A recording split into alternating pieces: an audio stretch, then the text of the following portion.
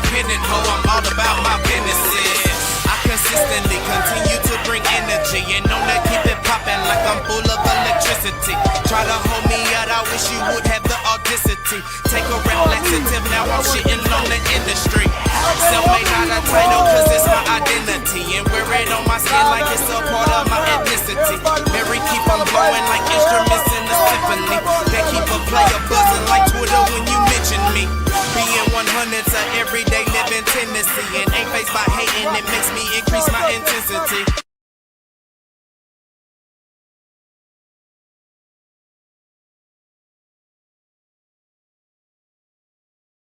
YouTube world, what is good? What it do with everybody? How's everybody living on a Thursday? I said I wasn't gonna go live. Thursday, my bad.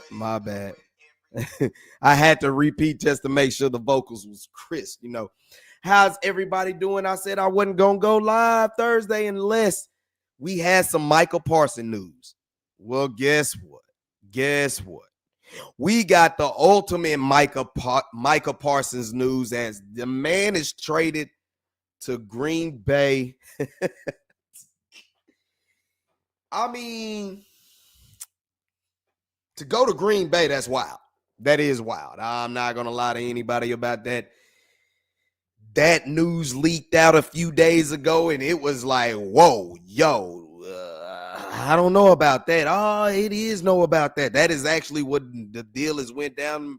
Cowboys get 2 extra first-round draft picks for next year and the following year. And they get Kenny Clark, defensive tackle, nose guard up in there. Hey. Yeah, man. That is wild. That is wild, Joe. And I got the brothers I see they done joined the session that got right. I got me some sound effects up in here. You know, we got some music as well. So let me go ahead and bring my brothers in this, you know. And what is good, my brothers? Hold on. Let me get them added. We can either go this way or we can go this way. All right, everybody set. Y'all, how y'all feeling? Man, come on now. Why you asking me that? Why you Fired up. Ready, huh? Man, got a lot to say about these boys, man. Oh, yeah, man. We got a lot to say about these. We got a lot to say about this, man. All right, then. Like I said, man, we all know what's really ahead of us. You know what I'm saying? It has been known. Ain't no breaking news. It's official. No. Game over. It is a wrap. The distraction is finally now over. Can we go ahead and move on? Move accordingly. But with that, let's give our thoughts. Who want to start off first? Let Bud go first, because I'm gonna be long-winded. Man, go ahead and do your thing. No, man, go ahead, man. I'm gonna let this simmer for a minute, man. I'm gonna mess around and cuss.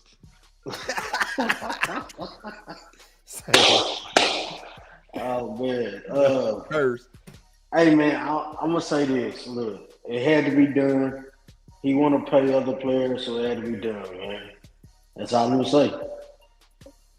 No, that ain't all you gonna say. There's some more you gonna say. I'm gonna retract my statement from the other day when I said there'd be 10-7. I said it'd be 6-11. Yeah. All up. 6-11.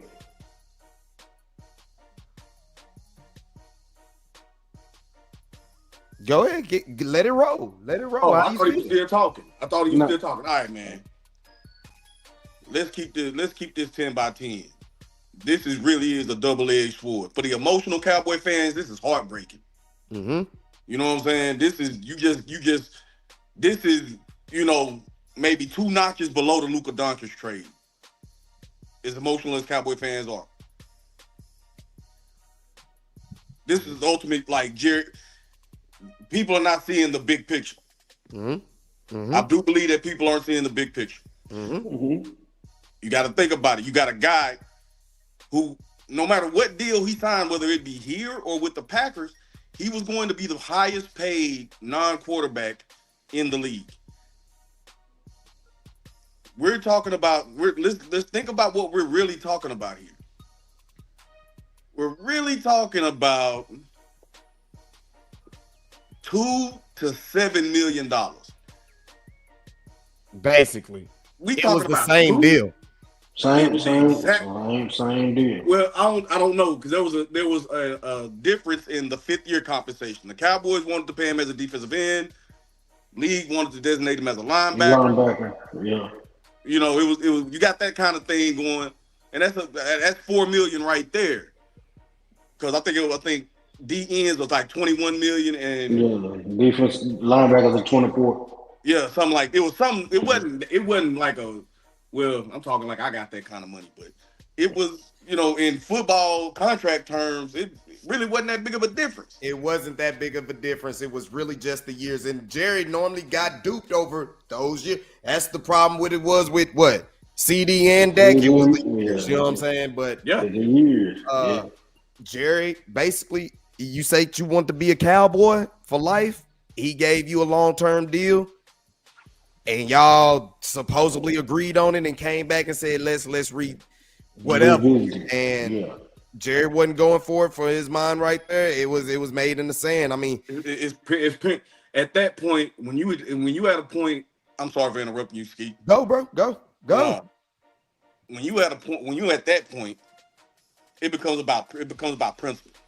It's the principality. It's a principality of the situation. You know what I'm saying? Me and you talked about this, and we had a deal, and now you trying to go back and talk to your. I mean, I can see where, if that's the case, if that's what happened, I can see where Jerry coming from. Yep. But still, we wasn't talking about that much money. It had to be some other stuff going. Principal thing is one. It had to be some other things going on behind the scenes. Yeah. You know what I'm saying? Because you just, and then it like, I read a meme. I read a meme on social media, stating that the Packers were offering like a first, like three firsts, a second, and a fifth, or something, and a player. You know, I mean, it was something crazy. I was like, all right. And then the actual deal came, and we only got 2 firsts and a D tackle. So the deal I seen two days ago, it was 2 firsts, a third, and a fifth from Rashad Gary. Yeah, it was something like that. But it came from a dude named Reggie, so nobody took it serious. Yeah, but apparently he knows something that everybody else don't know. Well, like you said, Bug, early. Like you said, Bug, early, they probably did try to get more, but to pay Micah Parsons the deal that they wanted, they couldn't get David to agree with that 5th year, and it had to cut it to 4 year. I think that's what probably made the return package what it is now. Like, damn, bro, $47 million a year for the next 4 years is wild, bro. That's crazy. Yeah, that's crazy. And I think it would have been irresponsible for this franchise after signing CeeDee Lamb, after signing Dak Prescott, and then we said, bro, you're gonna have to pay Tyler Smith and DeRon Bland coming down the pike too. So that's just a tough situation, bro. It's a tough situation, but it had to be done. I gotta give credit to where credit is due. Exactly. Like normally Jerry would have kept us in cap hell, but you know what? They got more cap relief. They got more draft assets. They got a defensive tackle that can actually play nose tackle. You know what I'm saying? I mean, it's time to play football. Where I fought Jerry is, bro, if you felt like in the spring that they were reneging on the contract, then, bro, you should have been moving with way more sense of urgency, bro. Because you could have got this deal. Brian Shaw was kind of disfavor, bro. You could have got this kind of deal, or might even got something better if you would have went ahead and did this before the draft. Like, come on, you could have got way more. And think about having a second. Think about if we would have had a second first rounder back in April. Yeah. Tyler Booker and somebody else in the first round. Oh man. Yeah. Yes. The downside about this is this solidifies Green Bay's defense. These picks might be in the 20s anyway. I don't think it solidifies their defense on the basis of their back end is weak. Hey man, pressure bust. Hey bro, Pressure. I know that, bro. I'm just saying. Pass rush make back end look better. Yes, but they gonna run the ball at him. Every team they play is gonna run the ball at him. It doesn't matter who they play. Once you tag lane, the game is follow the leader. Yeah, basically that's what it is. So he still gonna get that tag, bro. He gonna have to. He gonna have to play. He gonna back. Now he has to play up to a contract. So, and I don't think he can do that. We'll see. That's why they play the game. Packers just probably got a better team around him to help mask that, because you got Jordan Love. They feel they got an elite, quarterback in their offense. That's locked up.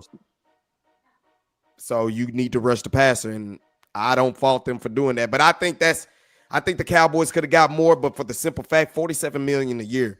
Okay, we'll give you 2 first rounders and another player. That's about all we can do, because now we got to eat the rest of his contract that y'all already paid for. That's relieving. That gave us about 15 plus million in some cap space. You know what I'm saying, to work with. So it's like, okay, well, he don't count to it like dead money or anything like that, does he? No. It's all good money for us. You know what I'm saying? Yeah. It's all good money. We got that off the books, and we ain't got to worry about negotiating no more. No. And you got more draft assets, like you That's say. big. If the Packers are good, then those draft picks are going to be at the back end. Who's to say they don't? I don't even think they would trade their first round picks. Who's to say they don't trade a third round pick, a second round pick? You know what I'm saying? To go ahead and get some more. You know what I'm saying? To get some more. I say we got stuff we can shoot with now. We can trade, like you saying, trade that draft pick, get more draft picks. Like you have way more flexibility than what you would have signing Micah to a 5-year, $200 million extension. Exactly. And then on top of that, think about it. Say the Cowboys would have matched it. You got Dak at 60, Micah at 47. If it would have went 4 years, yes. Yeah. Micah at 47, that's 107. And then CD at 35. So you got $142 million tied up in three players. Yeah. But we said this was coming down the pipe, fellas. We did say now that. You speak on it, Bug. Speak on it. You talked about it after that. You talked about it before. I think it was 2023 about him doing all that podcast and stuff, was wearing folks thin. You know what I'm saying? Like, I don't want to say it was the locker room, but it was more of the people in the front office. Front office, yeah. I think it was wearing Steven. I'm gonna say Steven. I think it wearing Steven thin. Will McClay for sure. Well, Will McClay did not miss. I can't, talk about his podcasting and all that stuff. He was doing it on Tuesday. He was doing it on his day off. Yeah, but bro, you gotta understand, like, you can be pouring more effort into you studying, bro. Who played harder than Micah? Who on our defense played harder than Micah? Diggy Zoo? Nah, bro. I will say this. Diggy Zoo? Micah going balls to the wall, dog. His motor ain't never been in question, dog. When he was part of a defense in a wild card game that gave up 48 points, and then he had the nerve to get on his podcast with the quarterback that torched their ass for 48 points. Yeah. That was a done deal there. Yeah. That did something. To me. Like, bro, wait a minute. Yeah. Hold on. I'm not mad at you podcasting, but damn, fam, really? DeMarcus Lawrence on this shit. He talking about DeMarcus Lawrence on this shit, talking about they was tired. Or was that another podcast? D-Law said it, but yeah, D-Law said it. But that was like the next year. Yeah, that same year when D-Law was like, man, we was tired. I think that rubbed a lot of people in the front office wrong. To your point, Bug, when you mentioned that a while back, you were like, bro, they just feel like it's just something with him. Like, it's always something with him about something. It's not like he get in trouble or anything like that, but it's just always something with Micah Parsons when he come around. You know what I'm saying? So I hear it. I get it. At the same time, like I said, where I hold Jerry at is like, bro, you done let this drag out a whole week before you go on the road to play the defending Super Bowl champs. Why, Jerry? Why? Because he likes to do stuff his way, Al Davis way. And he said he don't care about the locker room, how they feel. We clearly see that now. But that was a mistake for him to say that. That was a mistake. You can't say that coming in a week into going into the season. You cannot say that. I mean, it's his team. You say what he want. He claimed that it was a lot of hands into this. This was a unanimous decision. Yeah. It was so who all had to say? So he's saying Burnside Herman, Evil Flukes, Will McClay, Stephen Jones, Jerry Jones. That's who he said. Okay. Yeah, everybody can get fired by Jerry, but Jerry. Yes. So yeah. That's what he said. That's enough to say, then that's enough to say. Ain't nothing Brian Schottenheimer can say. Yeah. Ain't nothing Eberflus can say. They get fired. How do y'all feel about, I mean, if there's more we can elaborate on. The thing I'm nervous about is you got cap money, you got draft capital. What the fuck do y'all do with it? I think they need to go get somebody else. My question is, are they going to be cheap with going with it? Now knowing that they got wiggle room, are they still going to be cheap about their stuff? Hey, I got a question. Just throwing this out there. I just hypothetically just sitting there thinking. What about this move is a move for Myles Garrett 6 weeks down the line? You thinking they'll trade for him? You might want to mark that, bro. You might want to mark that because if Myles Garrett ended up in Dallas, this was a brilliant move. You know what I'm saying? Because you basically paying the contract. You basically paying the contract that you was trying to give Micah in some degree, but a little bit less. You know what I'm saying? That would be. I'm just sitting there thinking about it. That's so far out the box. I'm just saying. They look like they could be ready to sell it at any moment. So, hey, bro. Hey, I just had this thought. I just threw up in my mouth a little bit. That's the type of move Howie Roseman would make. Yeah. I'm not saying it's gonna happen. I'm just saying. What about Cleveland be in the dumps and somewhat the Cowboys are still up afloat? Right. Like the dude we drafted from Boston College ends up being like Micah Parsons. Which is not going to happen. It's not going to happen. I'm just saying. Right. But I mean, that's what we drafted him for, right? He a pass rusher, right? Right. Yeah. But I'm just saying, what if he just come out the gate and he getting home? What about Sam getting home? Like what about Sam getting home? I think it's about them setting the edge too, bro. I do too. A lot of this defense did have to do about setting the edge, and let's be fair. Me being fair, I'm like, bro, I can see Jerry's point. If we signed Micah Parsons, I think a lot of us felt like they were going to struggle this year anyway. We signed Micah Parsons, we're stuck. Right. And we're just going to keep being in a rut, and we're going to have to keep being cheap, which y'all don't like me to be. So. Exactly. Now we got draft pick. Now what if, I got another question. Go ahead. What about if him and Jimmy had a conversation about trading Micah? I can believe it. Nah, because they still arguing who get props over the damn Herschel Walker trade. I don't see that because now Jimmy be like, I'm the one told Jerry what if he thought. But he can't come out and say he can't come out and say that. What? But I'm just saying, bro. What about if him or Bill Parcells had a conversation? Bill Parcells told him, get him out of here. Bill Parcells? Yeah, because he still talks to Bill Parcells. That's what people don't know. He talks to Jimmy, he talks to Bill Parcells, he talks to all of them. So supposedly this was talked about last year. It was mentioned the possibility that they could trade Micah. And everybody dismissed it. You know what I'm saying? Everybody's like, nah, that ain't. But obviously this has been on their mind. But stuff behind the scenes that we don't hear. Yeah.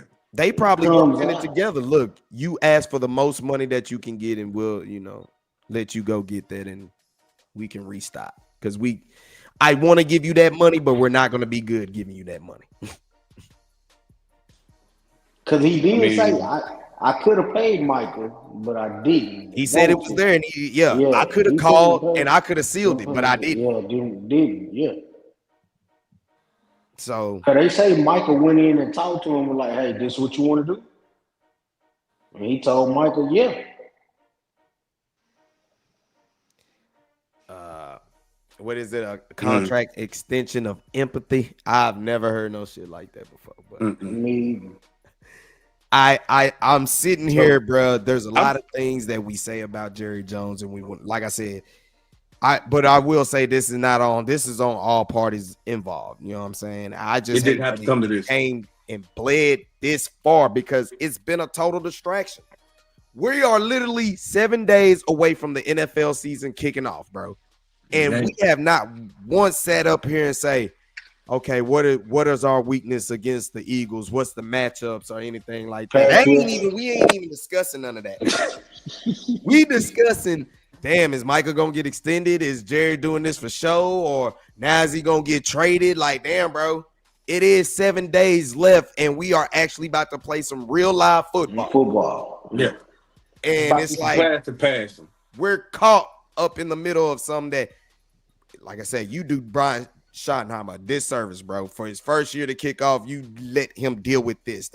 It's not cool, Jerry. It's not cool, bro.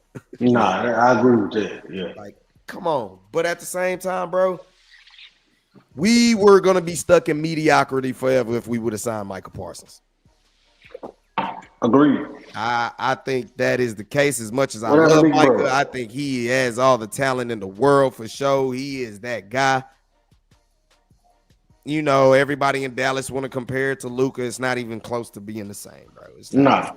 He's the top 10 talent, but it's not even close. Yeah. Big bro gone. I'm guessing so. Probably has some things to go down with, bro. But we sat here and talked about it. We thought a deal would get done, but it came to find out, bro. They were talking. It's just Jerry wasn't feeling that, bro. Look, I thought we already agreed. Why are we still talking? You know what I'm saying? Big bro, I'm trying to basically finagle more money out of me by getting, cutting down a year or something like that. And that's just not going to work for us. The only way this will work for us is if you can take the long-term contract. And once y'all would try to finagle y'all stuff about that, and once you want to see us, I think they had trade talks, but once you want to go see a second opinion on your back, okay. Hey, I got a question for y'all. Would you make the trade for Ed Oliver to Buffalo, or would you make the trade for Green Bay? Ed Oliver is a defensive tackle too, right? Yeah. He's not a nose guard though. Nose tackle. It all depends. To me, that is I'd rather cap Michael Parsons if that's the case. I mean, Ed Oliver is cool, but he ain't moving the needle for me like that. Well, Kenny Clark ain't moving the needle for you either. So 2 first-round picks and Ed Oliver, you're saying? Well, it was going to be 2 first-round picks, Ed Oliver, and I think 2 or 3 more players. If it's 2 or 3 more players, then that's totally different. Yeah. That's totally different. You know what I'm saying? Completely different. But if it's like the same scenario, I'll take a true nose tackle. And I think Ed Oliver has a higher contract than Kenny Clark does. You know that always makes a difference too. Yeah. So I just hated that this distraction had to go that far. Before the trade happened, what was your probability of you thinking that this was actually could happen? I thought it was 85%. 85%. You felt this was getting ugly. Yeah, that it was getting ugly. Yeah, basically, you felt that it was leading up to this road to him getting traded. Man, we've seen it all with Jerry. Man, I was just I ain't never seen this. The first star player that I think they're gonna miss out on because I can't remember nobody else of this caliber. All the superstars get paid in Dallas. Jerry has no problem paying. So I didn't think that. I didn't even the thought of them trading Micah never crossed my mind, bro. So you was 85% they'll get a deal done. Yeah, I was 85%. Because like I say, we ain't never seen a superstar walk. Facts. We ain't never seen one walk. No matter what, Jerry always caves. And I figured he would cave with this. But not caving to the tune of 47 million. Nah, bro. I'm out, bro. Yeah, bro, you good. Hey, we wish you the best. But I can't say he had big balls on doing what he did. So what was your percentage before the trade happened? What did you think that if a deal was? What was your percentage on a deal getting done? I thought it was 95% done. 95%. Yeah, I thought it was about a good 85, 90%. My damn self, bro. Yeah, because once, like I said, I figured Jerry was smoozing, do what he do. You know what I'm saying? Big headline right before the game. Yeah. Like Saturday night, Micah Parsons signs 5-year, $219 million contract. You know, whatever. I guess, you know what I'm saying? I figured it was just any day now. I did nothing. I couldn't imagine him not playing against Philly. Okay, gotcha. I couldn't imagine that. I didn't see that coming, bro. But once I started hearing Bobby Belt say that he might not play, yeah, man. Yeah, I seen it. I can see it coming. I was a good 80. I did say yesterday. When did I go live? Did I go live Tuesday? You went live yesterday, yeah. I think it was Tuesday. I went live, and I was just like, it was the second draft after all the cuts and all that type of stuff. And I said, wait till about the end of this week, about around Thursday or Friday. Mm-hmm. I was confident that negotiations are going to talk. At that point, I was about 85, 90% sure that Micah is going to get extended. I didn't see him getting traded, but shit happened basically the next 2 days later, and I'm like, whoa, wait a minute. Like, and to me, stuff happened real fast once Micah, and I said it from the jump, I was like, bro, if Micah pleads his loyalty to his late agent, he will no longer be a Cowboy. He'll be a Cowboy, and that's what he did. That's basically what it's all seen out the code. He was like, and he probably he's probably in his mind like, I could have did it different. Like, I probably could have did it different before it got bad. I think he effed himself when he went to negotiate with Jerry and figured he messed up. What I have in his agent there. And I think he agreed to the terms. They set it off. But his agent basically gassed him up. They trying to assign you to a slave contract for the rest of your career where you can't get another second contract. Yeah. All that yada yada yada. When T. Higgins actually let him go, and T. Higgins still got paid. We get that, but for people saying George Pickens is a lot, that's the same agent. God dang! Wow, Pick gone. Pick go stay. Pickens gone. He gone. No. He gone. He said Jerry ain't fucking with Mulligan.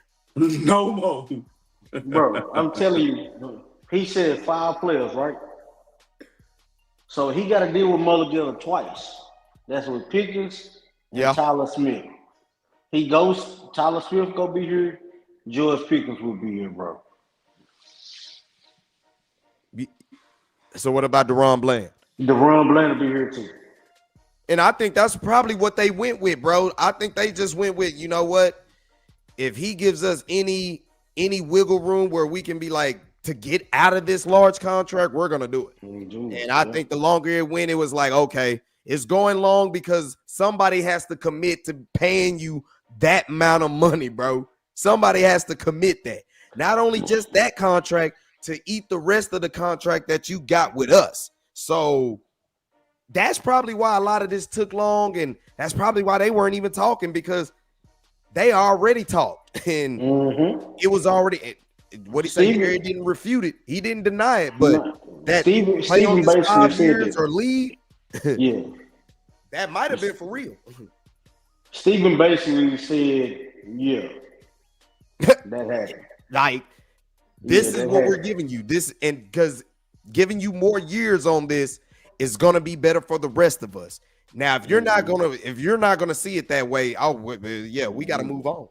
And I don't blame you for that. You get 2 first-round picks and what about your boy Mozzie? What does this say for your boy Mozzie? Well, they gonna put him in. And now you can put Clark and Mozzie. You can ask Clark to mentor Mozzie and help him out. Nah. Clark ain't coming in here to do that. He trying to play some football. Exactly. Hey man, if Mozzie was a rookie, that'd be a different thing. But this dude. I mean, at this point, he a reclamation project. I know that's save face, but it's a little too late for that. Either you got it or you don't. Well, and I don't think Kenny Clark is coming. He ain't got time to be doing that. He don't see it at the end of his career like that. Well, what I just listened to before I jumped on live when he was with Green Bay, I think he got time for it. You think he got time for it? Yes, sir. I mean, if you say so. I mean, it's not to say he wouldn't, but I'm not bringing him in here to not Mozzie, nah, because you've been here about 3 years, bro. Like, nah. But you gotta think about it, bro. Mozzie didn't have 3 different coordinators, bro. Bro, it's one thing about that, but you can clearly look on tape, bro, and his give a damn don't be there, bro. No, man. Of course. The sky don't lie, bro. I'm trying to tell you, like, his give a damn just don't be there. And effort has nothing to do with coaching. Never has it ever had anything to do with coaching. Actually, you can't motivate a grown man. You right. I ain't got nothing to say. You right. Yeah, I know Mozzie is your boy. I mean, yeah. I mean, but besides that, I do think he came on at the end of the year. But then they get rid of the people that, Well, I think Zimmer, he had last season was a wash, bro. And I just think in a season that went back, I don't really understand. Like, Micah had got hurt. Let me ask y'all another back question. And he kind of balled out. You know what I'm saying? But let me ask y'all another question. When Mike Zimmer said he wished he could have did it differently, his way. Instead of listening to Micah Parsons ass, we got this on the defense. We got it. No, you don't. New Orleans is still scoring. No, you don't. So that's my question. Do you think he wish he would have just did it his way and instead not listen to Micah? Micah, yeah. Of course. You let a player get him fired. So now my question is, do you think he tried to do the same thing with Eberflus and Eberflus wasn't going for it? Ooh, big bro, you want to answer that? Say that again.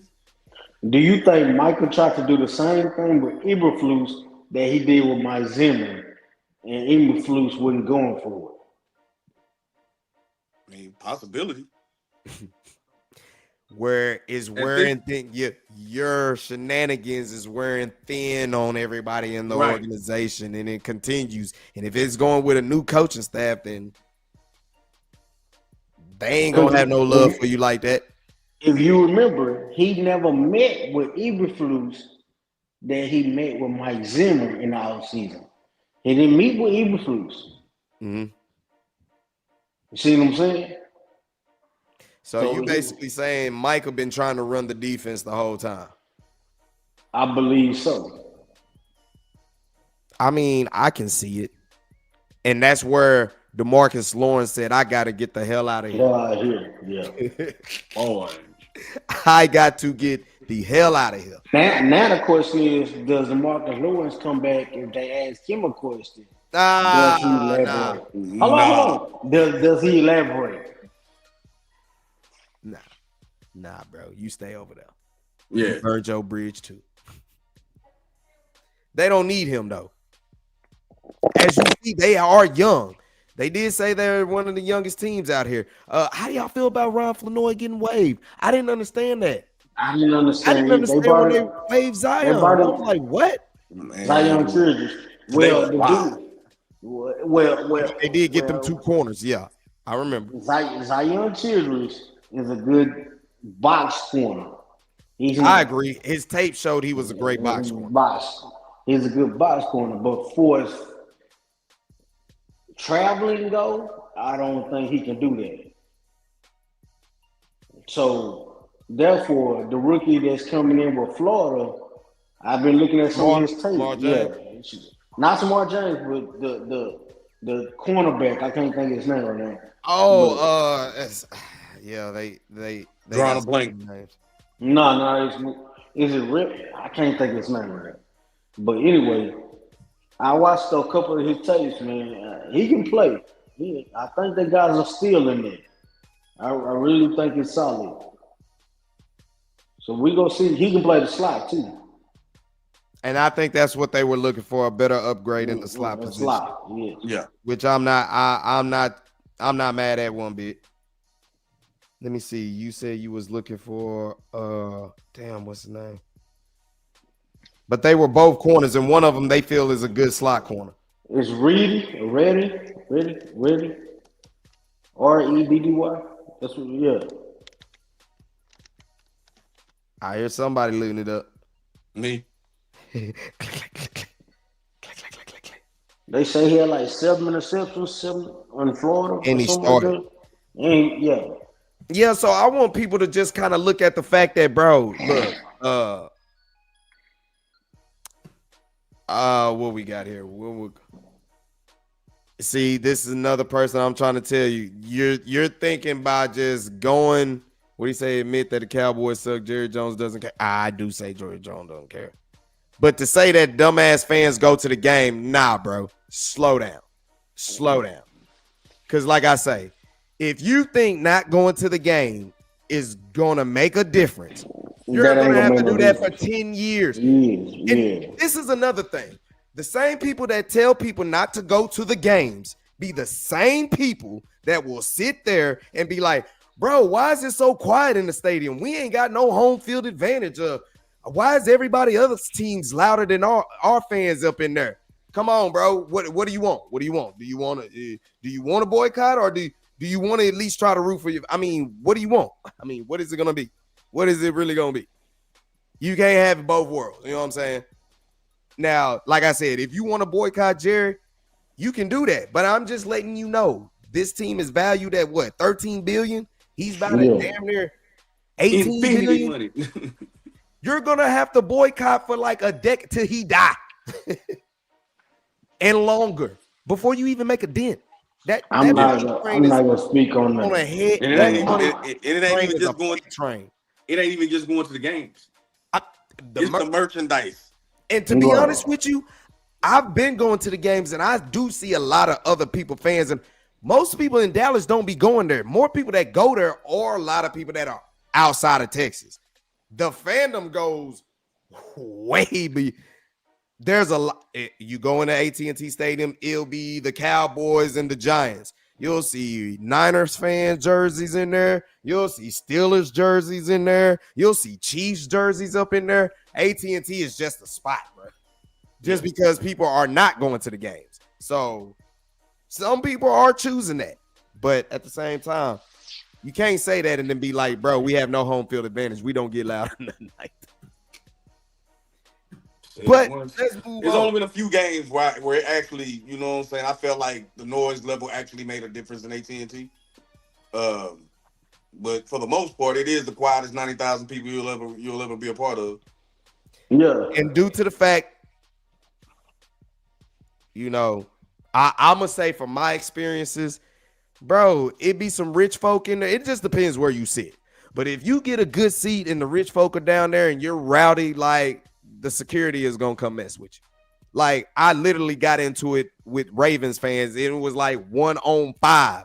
And the security came to me, the home team. Nigga, what? Wait a minute. I'm rallying for my team against the opponents, and you coming at me talking about you're creating a disturbance. Damn, I'm one voice against 5. Hold on. And we had an outdoor. Come on, man. So I will say, bro, AT&T Stadium be kind of tripping, bro. Just from my experience. Yeah. I will say that part. So we try to be rowdy, but The people can't see. Bro, this is a game. You know what I'm saying? This is live action. We are supposed to be like this. But, you know, I be having my time on that. So let's say, big bro, I did tell Bug this. You know, with them getting extra first round draft picks, what this mean, right? I already posted about it. Well, I sent it to y'all in the group. What did say? What did it say? Before I say, Archie, Dak Prescott is put on the fucking clock. Archie is on his way. Yep. He's put on the clock. Archie is on his way, man. And I love Foe, but bro, you got George Pick. That's why them getting Javonte Williams and Miles Sanders. I don't think they care about running the football. They are gonna throw that. Dak. I told you what I would do in that trade today. I would have got Clark and Josh Jacobs. They wouldn't have traded Jacobs that after they have to sign a dude for $47 million a year. No. I'm just saying, bro. That's basically the whole That's what took so long. Like the Cowboys probably tried to get more, but when the Packers couldn't get Micah's agent to budge off of the 4 years, okay, bro, we can't give y'all that much because we're gonna be paying a lot. We're basically playing a lot. We're basically like throwing it all into the wind. This is a cash-in opportunity for them to win all. But another question. Yeah, they went. Now that's that is pushing all your chips to the middle of the table. That's going all in. Big fact. What about if they got Deron Bland deal signed already? That's why they probably hard set on what they was trying to get Micah, because they already got things figured out. Mm-hmm. That's a big possibility. Huge. What about they got Tyler Swift deal already signed already? It's a big possibility. They probably had a lot of this already mapped out, and they was like, this is where we can squeeze Micah at something that he should be comfortable with. And once it got buffered on, once it caught bark back, we can't do it. We'd rather go with more players and get probably game from it. Now, like I say, to have basically 5 first-round picks the next 3 years, Dak, I'm telling you, you're my boy. You are on the clock, buddy. I mean, week after week just go by. Hey, you know what? We'll blow it up after the end of the year. Hey, you know one thing about it? They gonna eat their money next year, bro. Bruh, I mean, I kept sitting here saying, bro, it's impossible. But now that they got a little room to wiggle room and some draft capital, Dak, you come out here wet the bed, bro. Hey, man. It's sayonara, bro. Salary cap casualty. I ain't gonna even say that. I think he gonna get traded to New Orleans. He'll have to waive it, but you know, I think he can kind of see the writing on the wall where that a couple of extra first round draft picks, bro. No matter where it's at, they got a chance to gamble, bro. And they put themselves in a great position to get in the Archie Manning sweepstakes. That's going to be something that evolves as the season goes on. If they struggle, they can't struggle because of the offense. If they struggle because of the defense or something like that, that's going to be one thing. But I'll only put up 30-plus points like 2-3 times this year. Dak, the writing is going to be on the wall for you, my boy. Yeah, my boy. I can't say that myself. I can definitely see that. I think that's kind of what I'm taking more from all this, because he kept mentioning that. People kept saying, people were asking questions. Well, the way you did Micah Parsons by not trying to give him his money or whatever, do you think this put a message in the other players' heads about them trying to get an extension? And he said, ask Dak. He did say that. Ask Dak if it's hard to get an extension. So he's sitting there like, Dak really took all my money. But he's saying that he wanted him. He's saying that he wanted him, but he took all his money. Basically doing what Micah did. I think Steven should have talked a lot more than Jerry did. You think Steven should have? Well, the problem is nobody asked Stephen Jones any questions. They kept saying, Jerry, yeah, how do you, yeah, Jerry, yeah. And I be saying that a lot. People say Jerry need to shut up, but the media keep asking him questions. I'm asking him. Because Go to he's Stephen 82. Jones. Go to somebody else. Because Y'all keep asking Jerry. Y'all gonna keep getting this soap opera stuff. Because they looking for that one thing that they can take and write about. Everything is clout clickbait. Yeah. I understand that, but yeah, they looking for that one thing to take and write about. That's about it. But he really made no sense up at that presser. He said a few things that basically about how this can. They got more in return, as in they don't have to spend that amount of money. They gain amount of money. They gain draft assets and another player that can help them stop the run.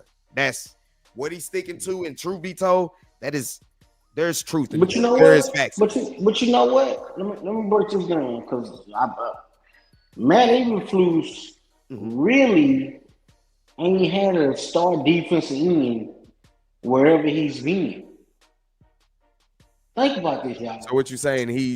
You said he's never had a star defensive end? He's never had a star defensive player in Indy. When he wasn't the head coach of Indy, he was the defense coordinator in Indy. He didn't have a star defensive player. Didn't he have Khalil Mack in Chicago? How long was he coaching at Chicago? I'm trying to remember how long he coached. I don't think he was. I don't think he was. I think Khalil Mack got traded when he came. I think what's his name was still the head coach. He used to be at Indy. Yeah, Kansas City. Damn. It's on the tip of my damn tongue when I can't. Damn, the offense coordinator for Kansas City. It was Nagy. Was it Nagy? Nagy. Yeah. So think about it. He has never had a defensive end star. So you're saying he can scheme some things. And he have had good defenses without a defensive star. So you're saying he can scheme some things? Yes. That's what Jerry said. He said they can scheme pressure. Yeah. He has always had, if you look at it, pressure. But he has always had good cornerbacks and good safeties. He ain't never had a good defensive end or D tackle. But if he got defensive ends that can set the edge, and like I said, this has been a problem with the run defense for the longest. This is about setting the edge, and if you get a better nose tackle, then and you can set the edge, it might be able to do. Because he's right. If you're basically banking on Dak Prescott and this offense putting 30-plus points up a game, we're basically going back to the Romo days, basically, where they're going to put up points, but you just got to hope you can hold them to let you score. Hope you can get a stop. Please, 3rd and 8, let's get a stop. I hope he don't blitz on 3rd and 8. Man, I think I explained this in the chat in the group text.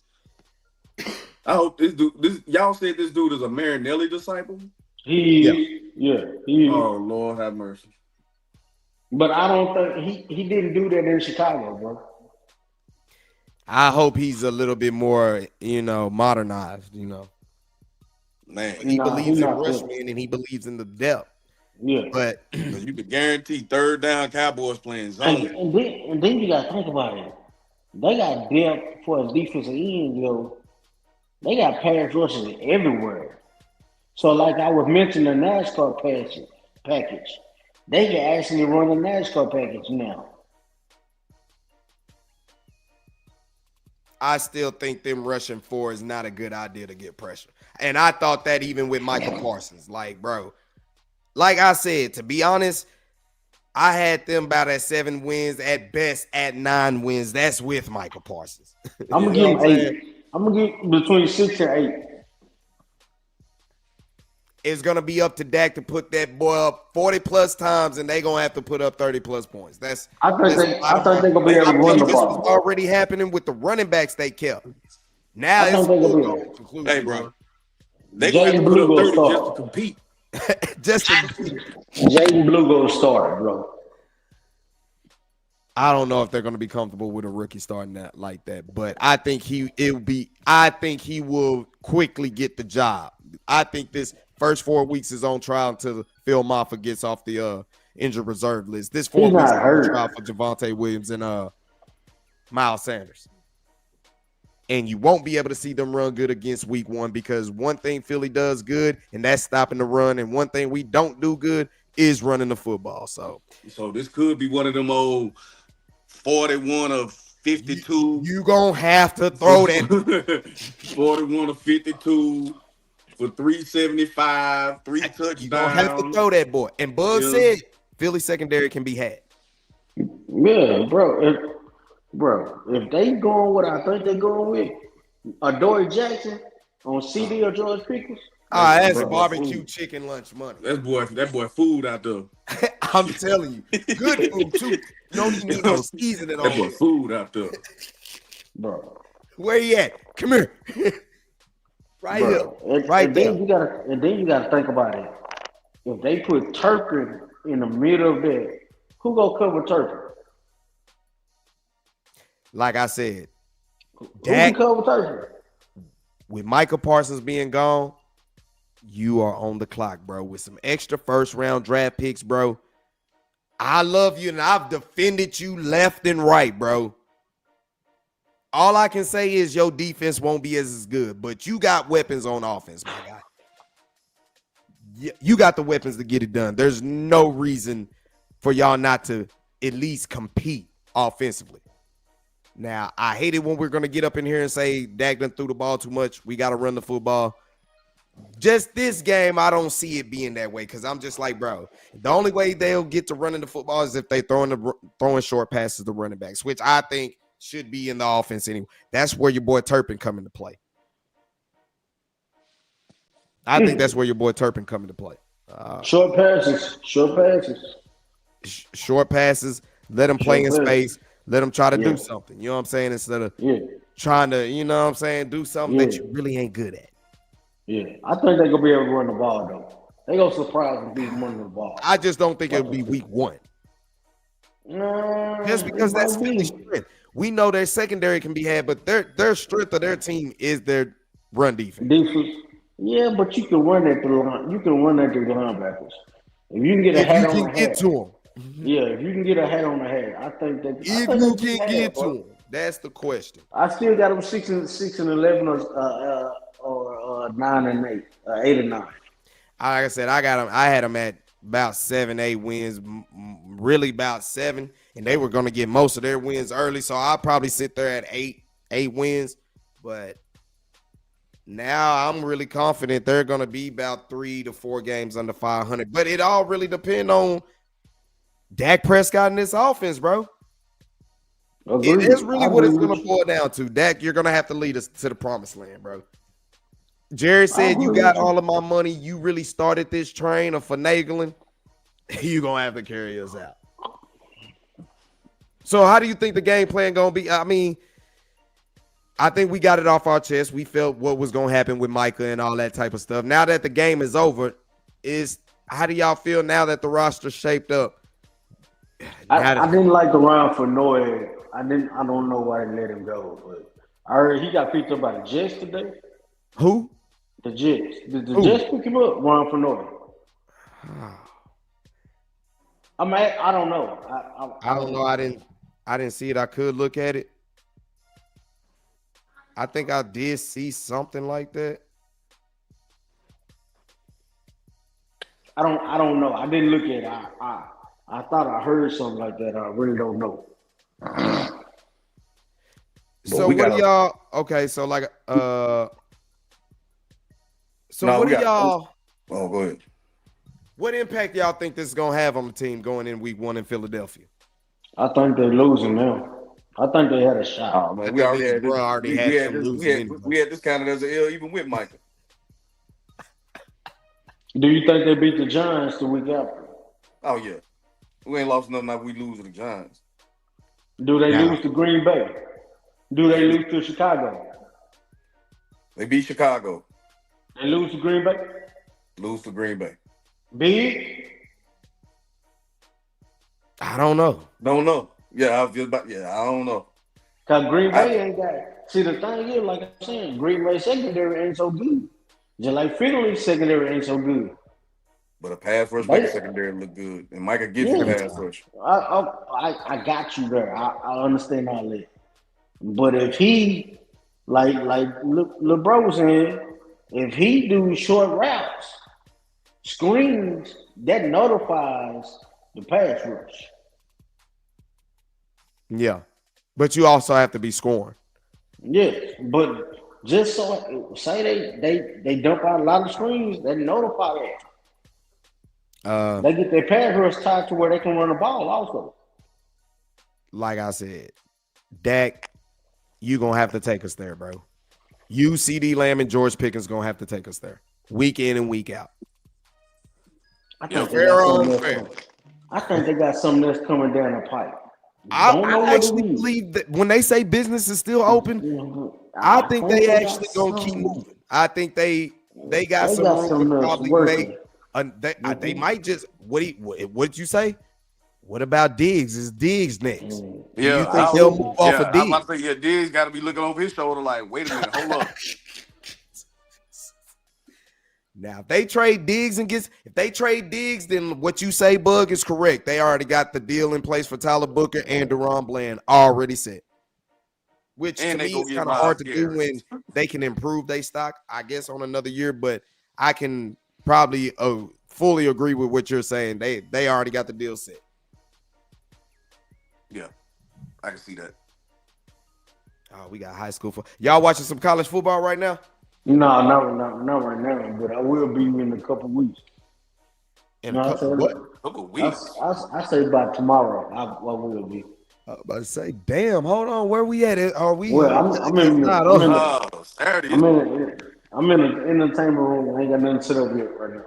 Oh, you ain't got nothing said? All right. Yeah, I feel you still adding to it. Add to the collection. I think we'll go over a game prediction here coming later close to the game, but I'm still shocked, but at the same time, I'm glad this is over. Shit, I'm glad it's over too. Like I said, I was with bro, I was 85, 90% this is gonna get done. But I think what made my mind shift was you got cleared on the MRI and you went to go get a second opinion. Like you want a doctor's note to sit out games and collect your money. This is about to be ugly.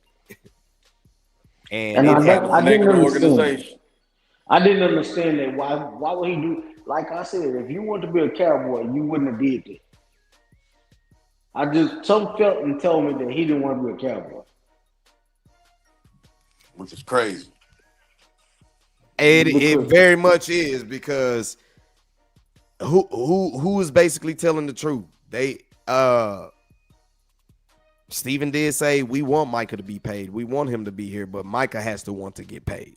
That was the whole thing he kept saying. I'm like, what do you mean somebody has to want to get paid? Now I'm looking at it like, bro, the money was really the same. It really was. I mean, they talking about a year. They were talking about a year, bro. Cowboys had a more commitment to you for a longer experience. And that was only because it was going to be right for the organization to extend the years like that. For 4 years, bro, you can't get no Dak deal, bro. $47 million. You're paying Micah Parsons more than CD Lamb?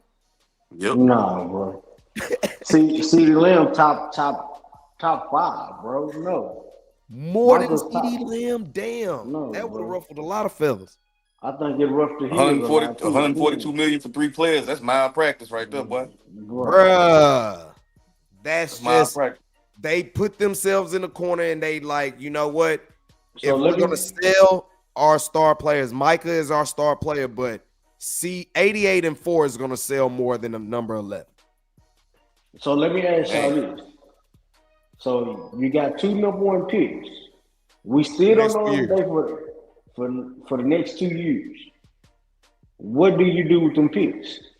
I don't know. That's like 4 picks in the top. What? I mean, picking because you still got your first round pick. And that's what I'm saying. You basically for the next 2 years you get 2 picks Yeah, in the first round. Or basically you getting like 3 picks in the top one, you know what I'm saying, 100 or something like that for the next couple of years. Yeah. And I just think we think gave about up. Well, not next year because we gave up a third for Pickens. it. Yeah. But you get say you get the Packers next year's pick, 2026. Mm-hmm. Really the same time. Yeah, it's game over. No more games being played. The line has been drawn in the sand.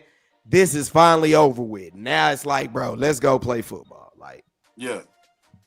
I'm tired of this year. Hold on. Did you hear Jerry say that Clark practiced with them today? Was he talking about Green Bay or was he talking about Dallas? He didn't specify. He did say don't really take serious anything that he say to.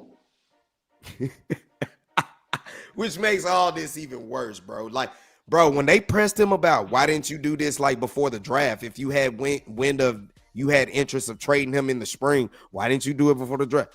What do you do? Say that again. I couldn't hear. Oh no, you heard, Jared. You heard, right? Yeah. And then it was a long pause. He didn't even know what to say. I don't know why. I don't know. Like, I mean, we don't even get paid to do this, and we know that. I mean, if the possibility was out there for you to trade him, I mean, why not trade him in this draft class? Why not go ahead and do it? You know what I'm saying? Why? What do we? What did you benefit doing 7 days outside of the season start? Well, they did find out. Well, they did find out Archie is coming out next year, so they could have a lot to do with it. I told you, bro, when we was on the phone, I was like, bro, more than anything, Dak ass is on the clock, bro. Archie said he's coming out next year. Now they done made it possible where you can get some more players, and now you got draft capital. Look, I'll give you more picks if you give me your number 1 pick. And let's move on from Dak. If he ain't, you know what I'm saying? So think about it. They might have a top 5 pick next year and still have Green Bay. So for them to suck this year would actually be good. It ain't gonna be good for the players, but it'll be good. Hey, they call it chess, not checkers. Yes, sir. So he tried to pull another Herschel Walker move. No, he didn't. He tried. Michael Parsons is good, and I think a lot of people are over evaluating that. Like I said, Micah Parsons is the truth, and he's, bro, pass rusher, yes, you need it, but defense, run defense, he sucks, man. I'm not even gonna say that. He does have problems setting the edge. There's no denying that. But it's just more of the fact that, bro, Jerry and them not gonna pay no defensive player that much amount of money. I don't think that was probably even. I think, like I said, I think they were trying to find a way to get out that deal. I think they was too. I don't think they really wanted to pay him that. But if they were going to pay him that, it had to be a long-term contract. It had to be. But I think it's something behind the scenes that start trickling out more and more as time go by. You forget. It's going to get messy because he played them week 4 on a Monday night. No, Sunday night. Oh, Sunday night? Yeah. Should I go sit in the nosebleed for that game? I don't know. I might have to go sit there with you. Listen, Sean Sharif did say that they did have behind the scenes. He came out 2 years ago and said it was rumbling going on behind the scenes about Micah. Yeah, we talked about it. So, just saying, it might be some more things coming out that we don't know about. They was already tired of him. They was. And I just think that, look, if they were going to sign him to that type of contract, he was going to be a Cowboy for life, if that's what he wanted to be. And his agent came in and said, you don't need that long of a contract to get paid. Well, okay, after you agreed to that and now You done got his input. Okay, y'all can go on. We'll try to make something happen. And I just think they said they weren't speaking because somebody had to pay Micah Parsons that amount of money and make it work, make it make sense. I guess that's how it went. But now that it's done, can we hold the Cowboys organization to the fire now? Because Will McClay, you got extra draft capital. You're a draft wizard. You can't be missing no more, bro. Nah, you gotta make these shots count. Yeah, you can't be missing no more. So you got that going. Yeah,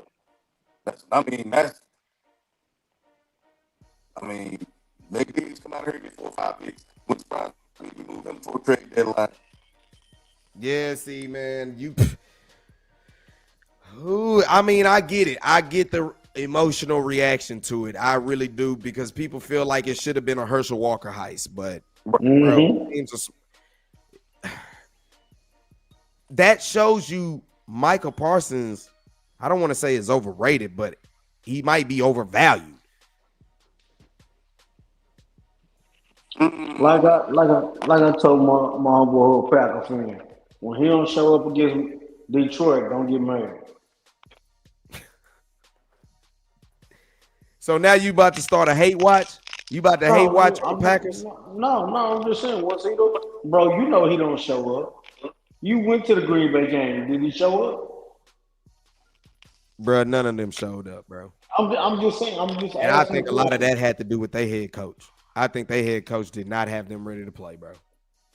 Could be the defense coordinator didn't have them ready to play when we going to Washington. His game plan was not good.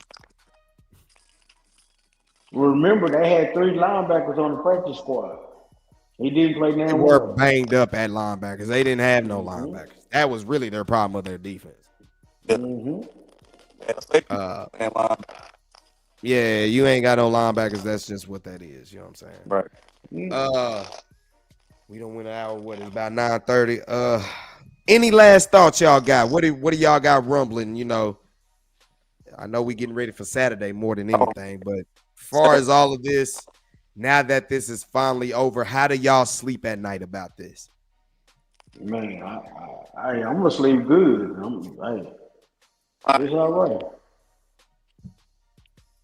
So y'all basically cool with it. Y'all not really too much tripping.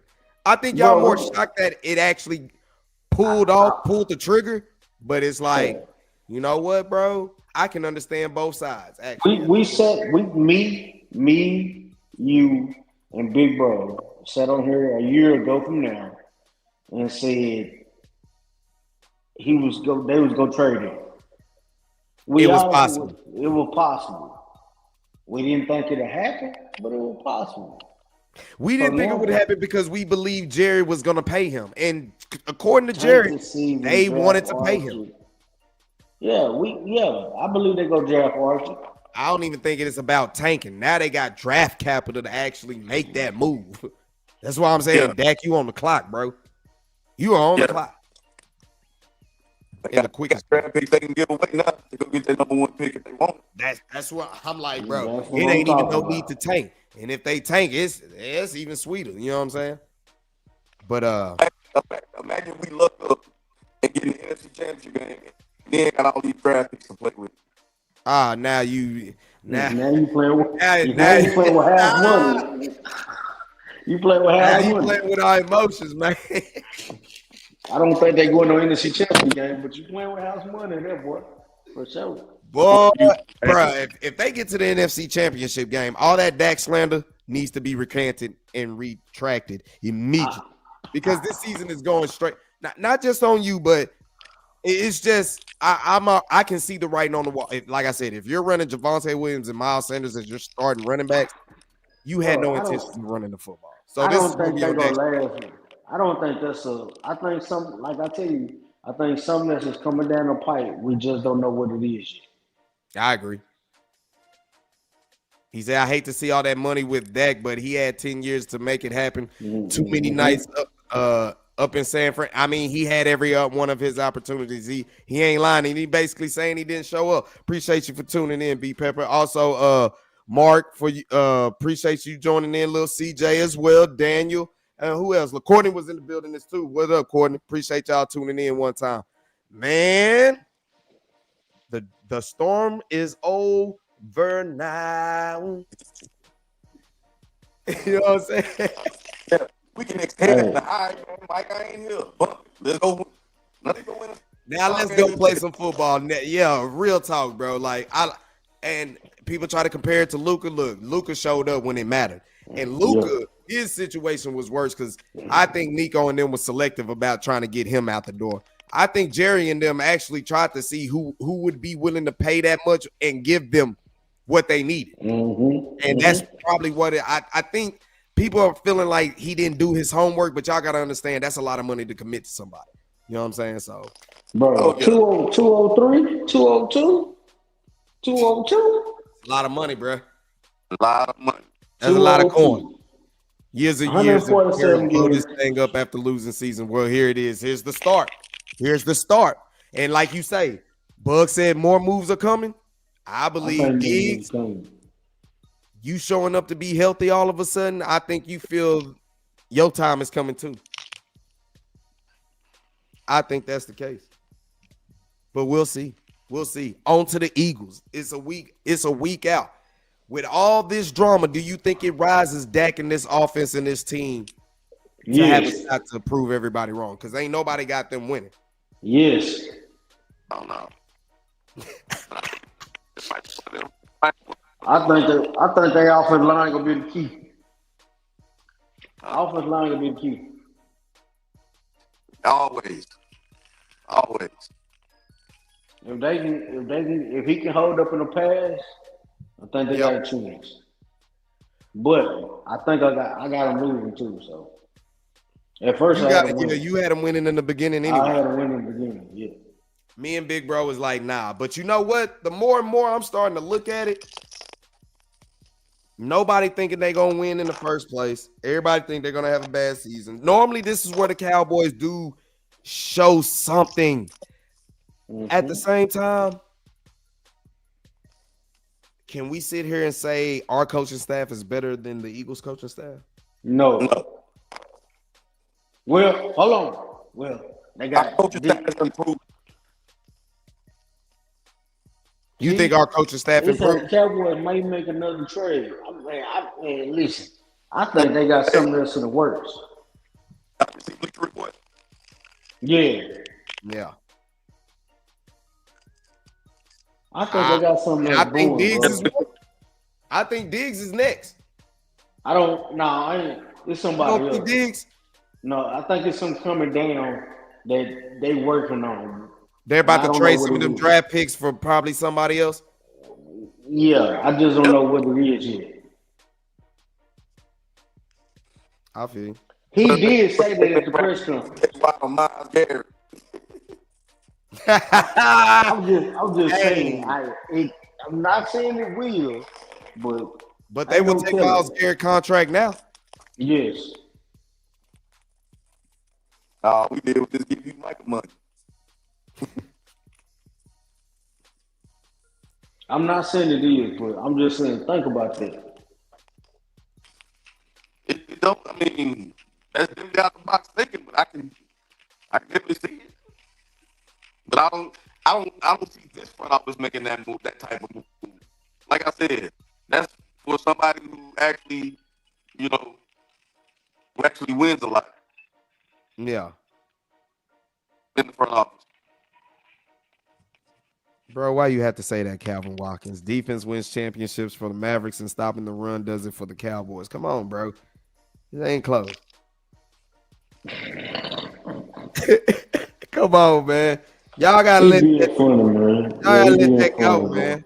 Yeah, man.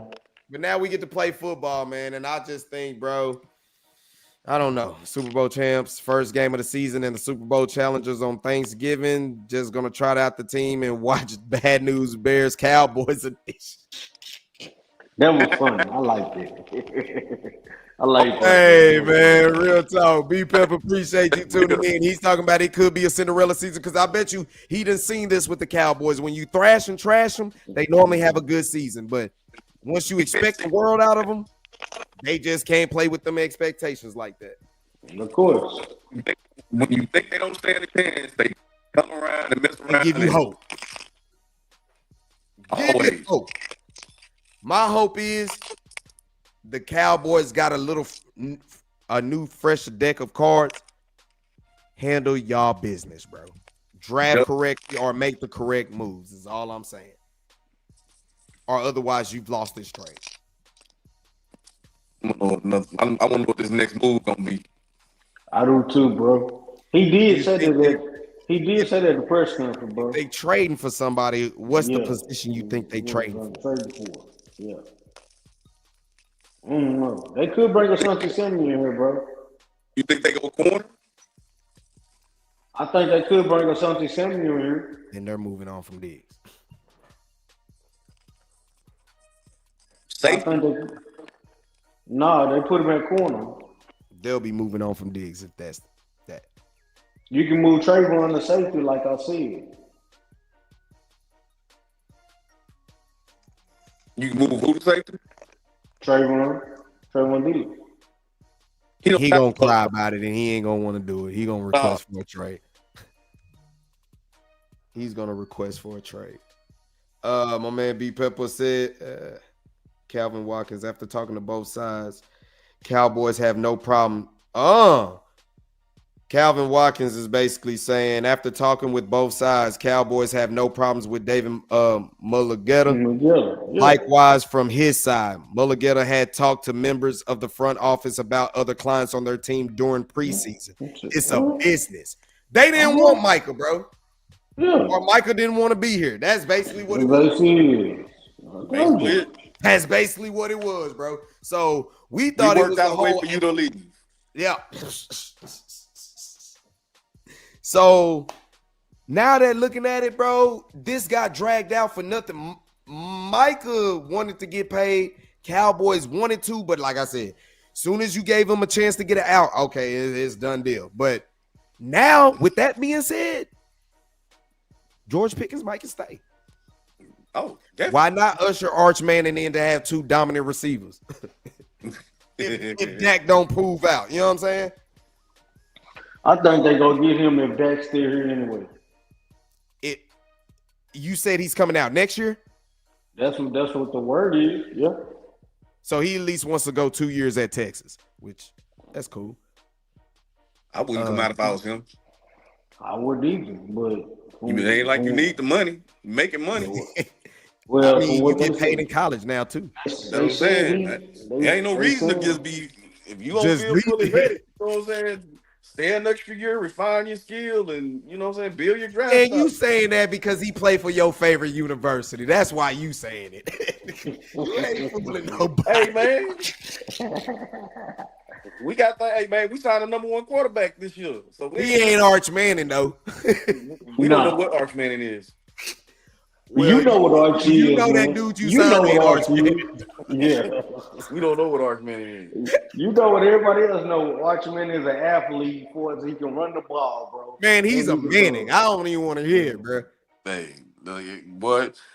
You saying a Manning can't play the quarterback position is like goddamn saying Floyd can't box. That's on another show. But speaking, I gotta ask you, big bro, later on. Yeah. What's up? Oh, what's up with your boy, man, Javonte? What up, Jess? Appreciate you tuning in. Go ahead, answer, big bro. It's simple mathematics to me. Big fact. I'm gonna make 7 to 10 million to fight Roach and possibly get beaten because the fight was so close.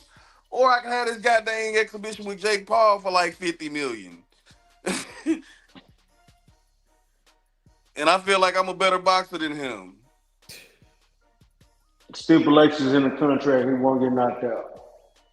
Say what? Stipulations of being a contract, Javonte can't knock him out. Yeah, you can beat me up, but you can't knock me out. Right. Javonte Davis said that? No. There'll be some kind of weird stipulation. Okay. You know how Jake Paul fight? Yeah. You know, like he fight with big gloves or 2-minute rounds or something stupid.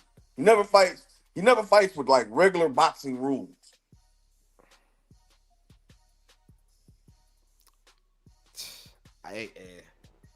Yeah. Nah.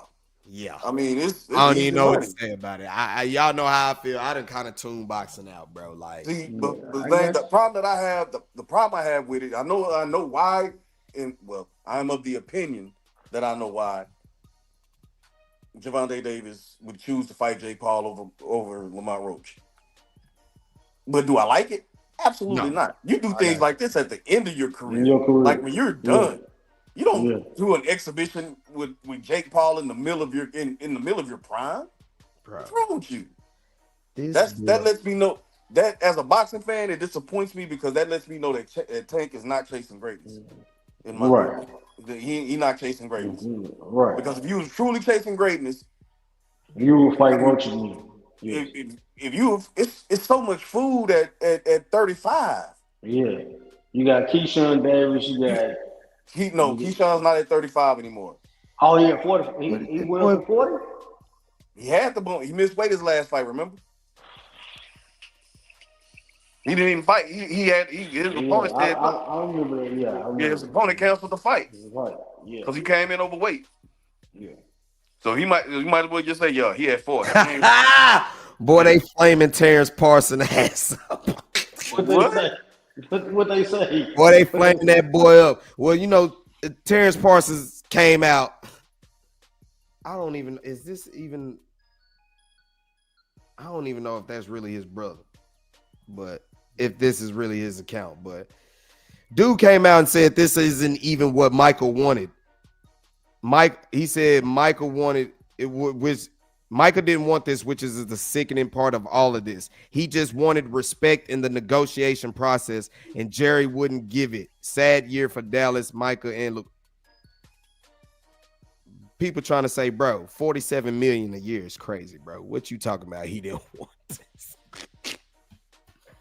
So basically, he's saying Michael wanted the respect in the negotiation process, but it's like, bro, then why did you even try to agree with Jerry on anything in the first place? That's your fault. You should have just taken it to my agent in the first. If that's what it was all about. Ain't that what I said earlier, little bro?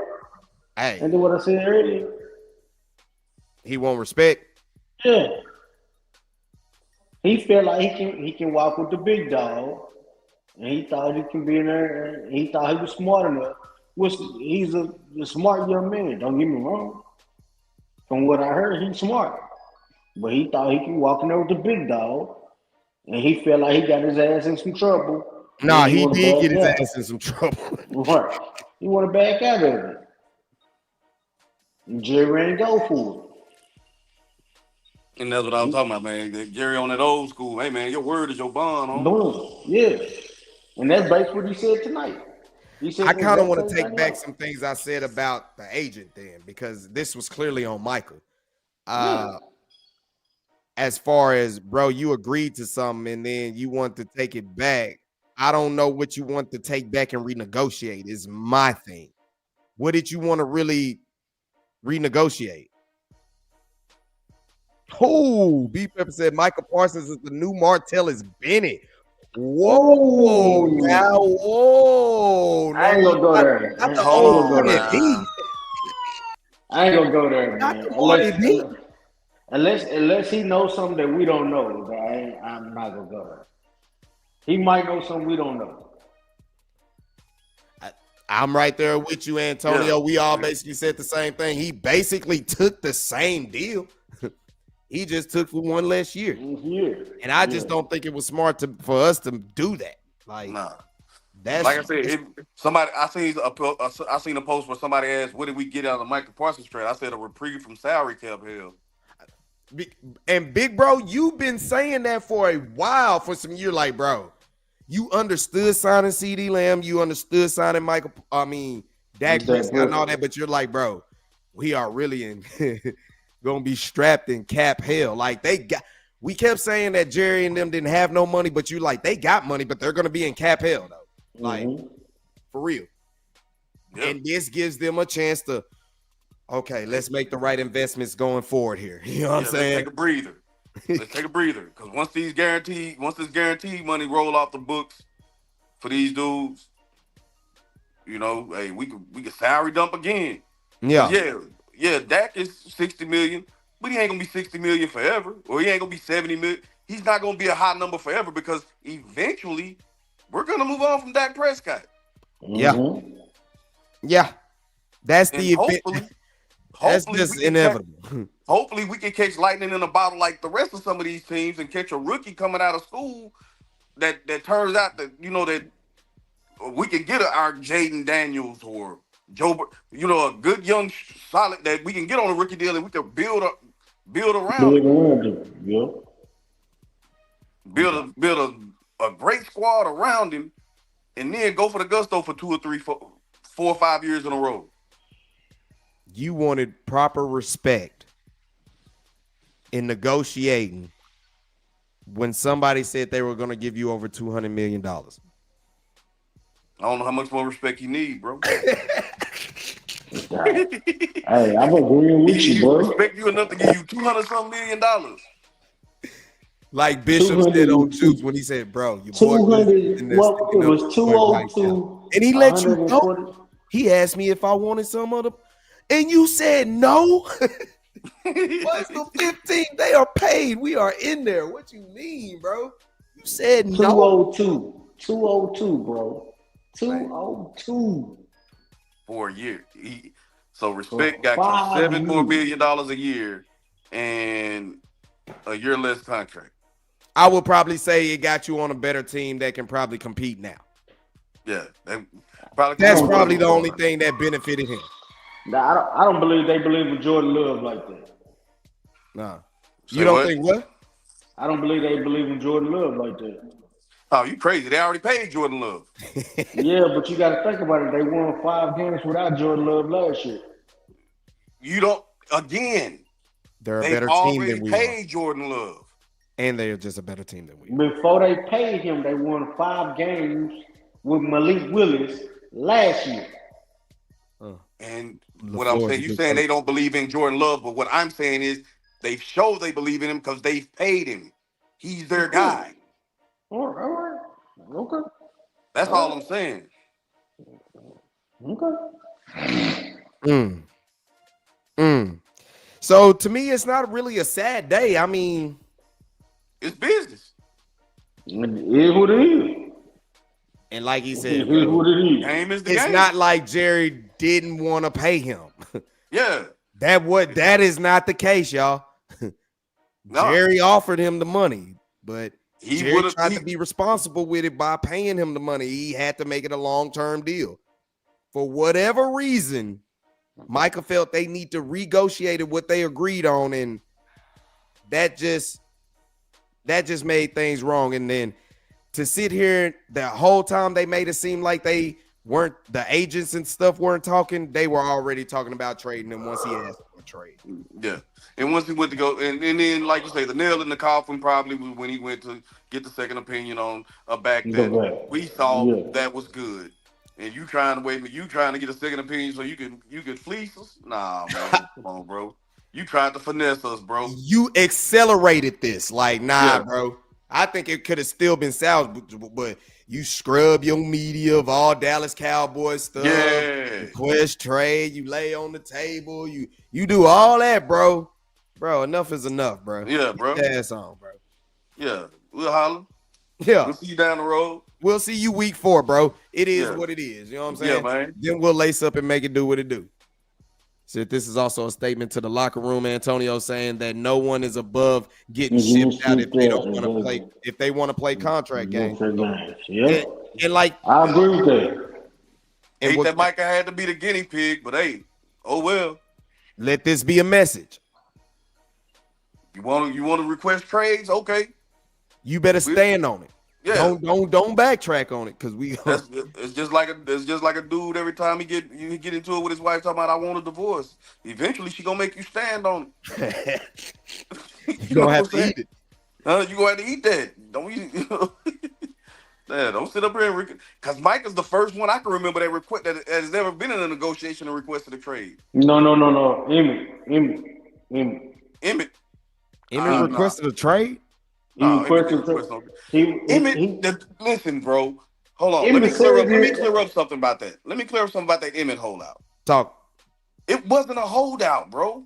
Emmett didn't have a contract. There's a difference. There's a difference. What Micah was, what the players do nowadays, still on the contract. They holding out for a new contract. Emmett wasn't under contract. His contract never got renewed. correct. He was basically a free agent. Yeah, no other team wanted to go talk to him. Correct. I can't remember that part. What's up? No other team went to go talk to him. Right. It would have A lot of probably people cost didn't him feel Emmett like that, bro. Huh? They thought he was a product of what they had, bro. Good offensive line, and it still felt about that to this day. Yeah, he's the all-time leading rusher, but you had a hellacious offensive line to help you with that. But If Barry Sanders don't retire, not only a hellacious offensive line, but he had a battering ram for a fullback. Oh, yeah. Don't even get me started there. Shoot. That take a lot of the pressure ISO off. was made for Moose. The lead draw. Bruh, you talk about the bread and butter. Bread Bread and butter, baby. Offset our lead draw. You know what I'm saying? Shoot. Boy, Troy turned them shoulders back, hand that boy right off. Yeah. Man.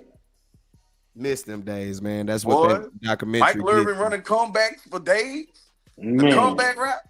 Nah, now we figure out why he was going across the middle. You was on that dope. Running bang eight. No. But yo, man. But how y'all feel about that? Basically, they saying, bro, David Mulligan in the front office is actually cool. Yeah, they good. They actually cool, bro. That kind of shed light on a lot of this. Like, bro, Micah either didn't want to be here or Jerry didn't want. They both reached the mutual breaking point. What did Jerry say? Or Jimmy say? Jerry and I have reached a mutual agreement that I would no longer coach the Cowboys. Boy. He didn't fire me. I quit. He quit. Yeah. Basically type shit. Nah, they didn't trade me. I basically got myself traded. I traded myself type shit. You know what I'm saying? Real talk. Ooh. Boy, my man, Mr. Cowboy in the building. What's up, bro? I knew you was gonna chime in. What's up, bro? What up, Mr. Cowboy? Why you depressed, bro? Man, you got 7 games before you play Philly. What you talking about? You probably got a whole closet full of some Micah Parsons jersey, don't you? Y'all can talk. Hold on, I gotta show something.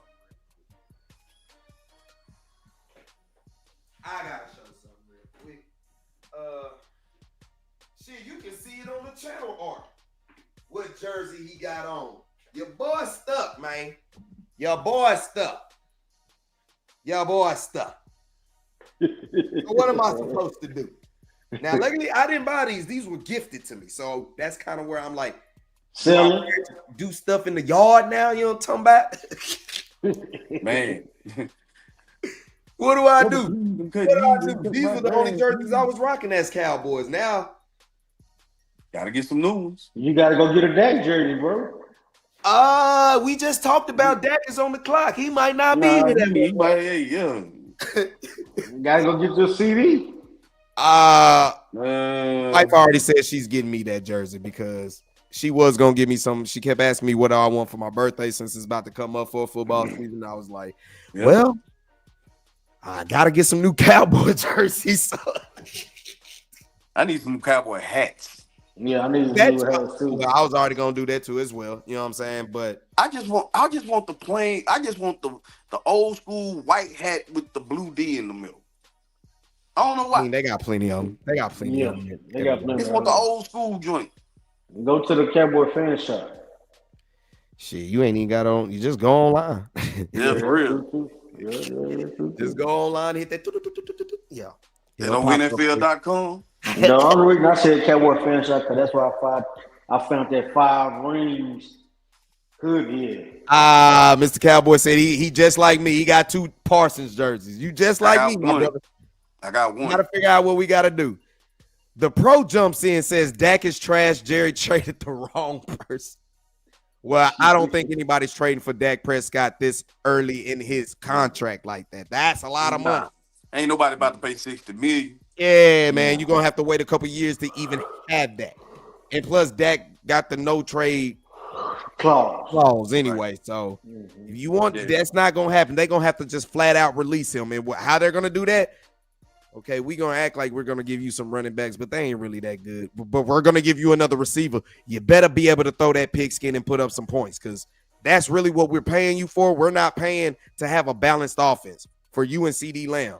To all the money we giving y'all, we're not paying to be a balanced offense.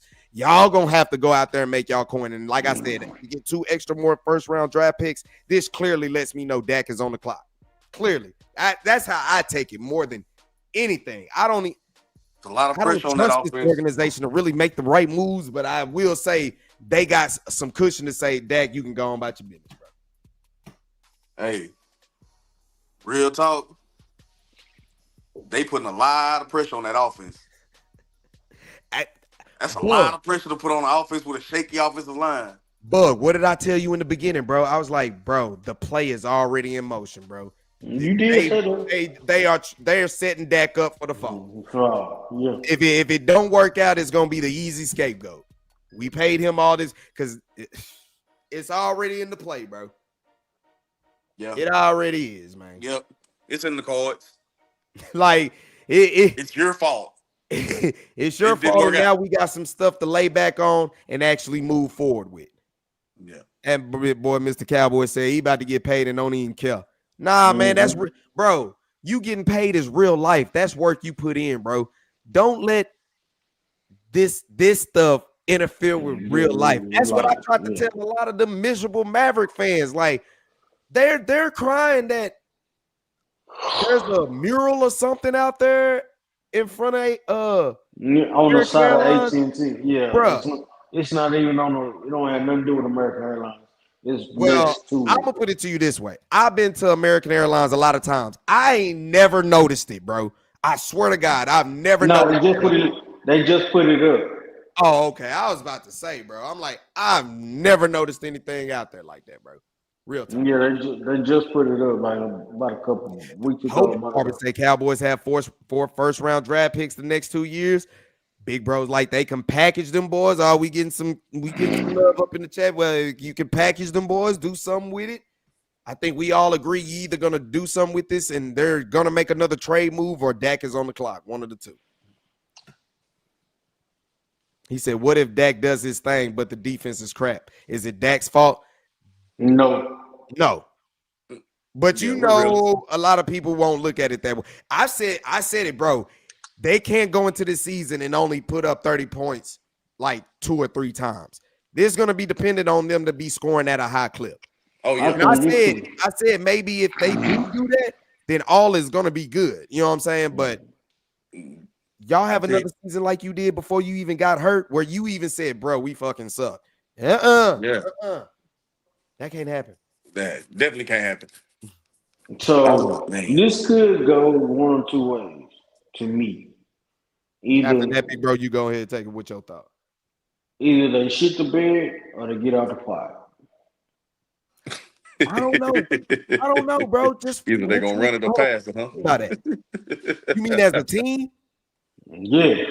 I don't know about that, bro, because I wasn't that high on. They had too many holes on their roster, bro. That's why it made sense for them to get more draft capital back. Yeah. They had too many holes on their roster. And they didn't have enough.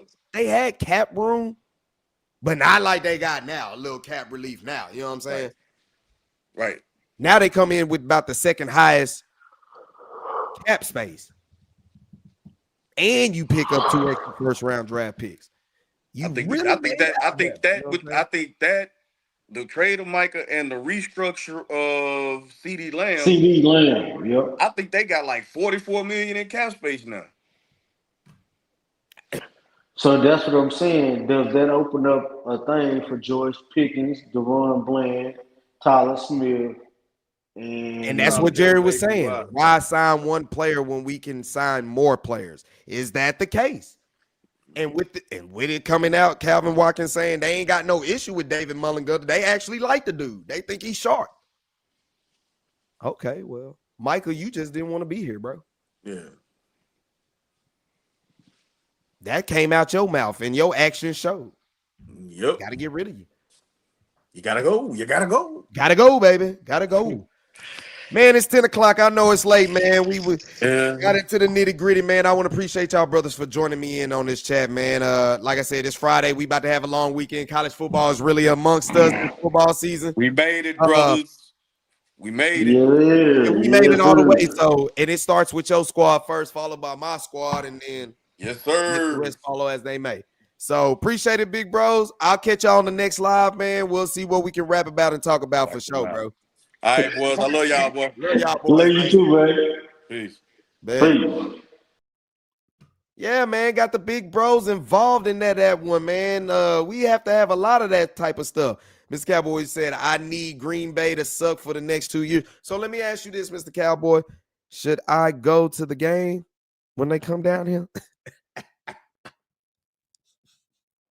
Because that's gonna be popcorn ready. Everybody's gonna want to tune in and view to that. You know what I'm saying? I'm looking at it as a business investment. You know what I'm saying? The views will go crazy going into AT&T Stadium. But I was already committed this year to saying, bro, I'm only going to like 2 games. Now that game has then got added extra interest into it. Didn't they do this to Pac-Man Jones? What you mean? I'm trying to get what you got. Yeah, I forgot Mr. Cowboy. He's a hook 'em horn too. So you're excited for Saturday for y'all to pop it off. And I'm looking at Pro Football Focus as well. And hell nah. What? Hell nah. Hold on, man. No, we did not. We got an Eagle fan in the chat. We got a whole Eagle chant. Nah, man. But in respect, appreciate you for tuning in and just saying something. I'm not over here crying about Micah Parsons. Now, I will say it's going to be tough to beat the Eagles anyway, just because their strength is stopping the run, so we're not going to be able to run the football. And their strength is running the football, and Jerry basically saying we got to stop the run. He see the Eagles twice a week. You know you're going to have to stop that. So I agree with what he's kind of saying. What's up, baby? Am I too crunk? I am. What's up, baby? You see she got her hair all messed up, but she gonna come right up in here. I know. I mean, you know, it's football season. She gonna learn around this time of season. Daddy is gonna be yelling at the mic.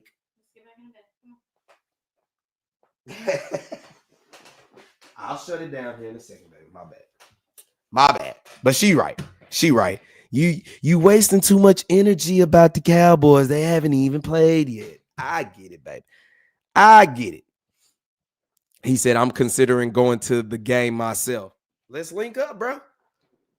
We were supposed to link up for the Astros game, bro, but, you know, now I ain't going to lie. I was supposed to be uploading my vlog from last night's game. That was by far the best game I've ever been a part of to see 20 runs.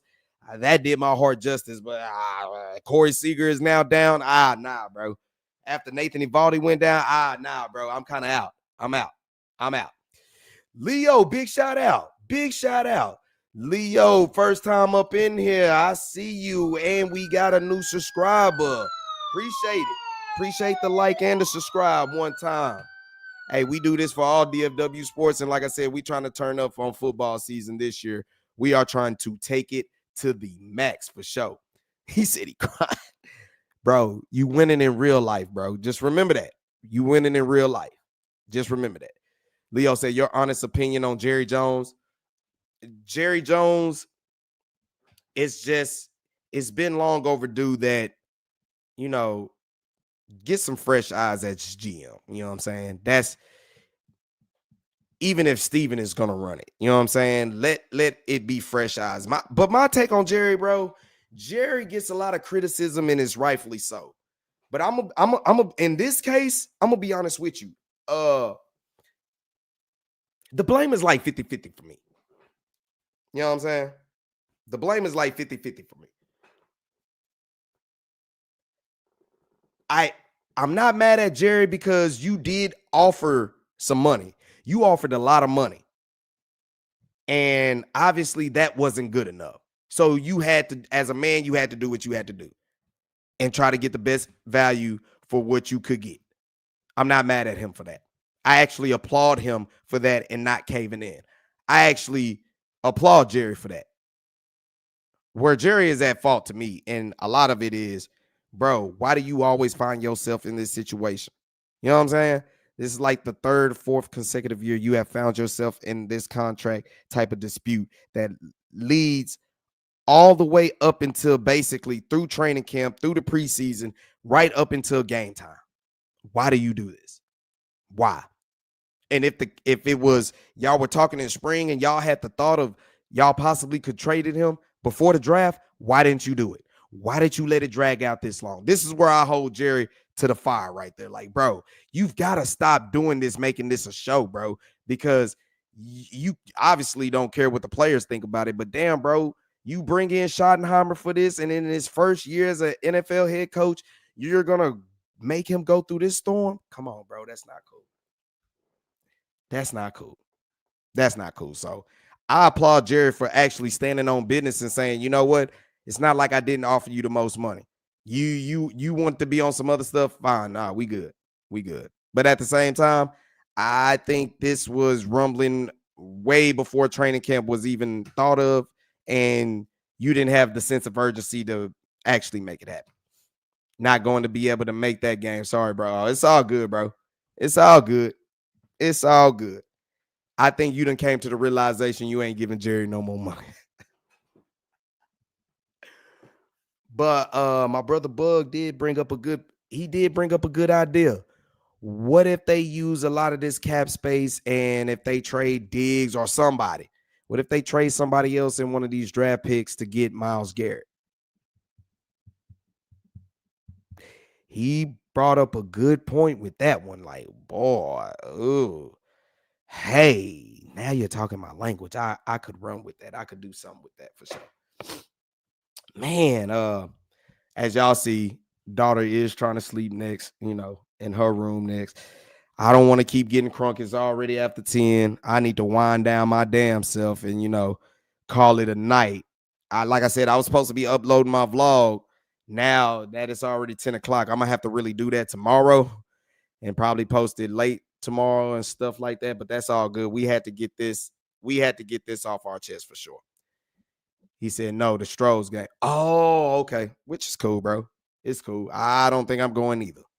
And like I said, Sunday, if I was going to go, it was going to be Sunday. I was going to go to the Sunday game because that was going to be my birthday. But I decided to not to even go to those series. It ain't even because the Ranger season is going the way it's going. It's just more my season tickets. I'm already going to Monday's game against the Brewers. So that's kind of where I'm like, I don't want to do back-to-back games like that. And then I'm trying to go to the Cowboys and Giants game later. So do you think Jerry Jones still has something hidden up his sleeve? I believe this front office still does.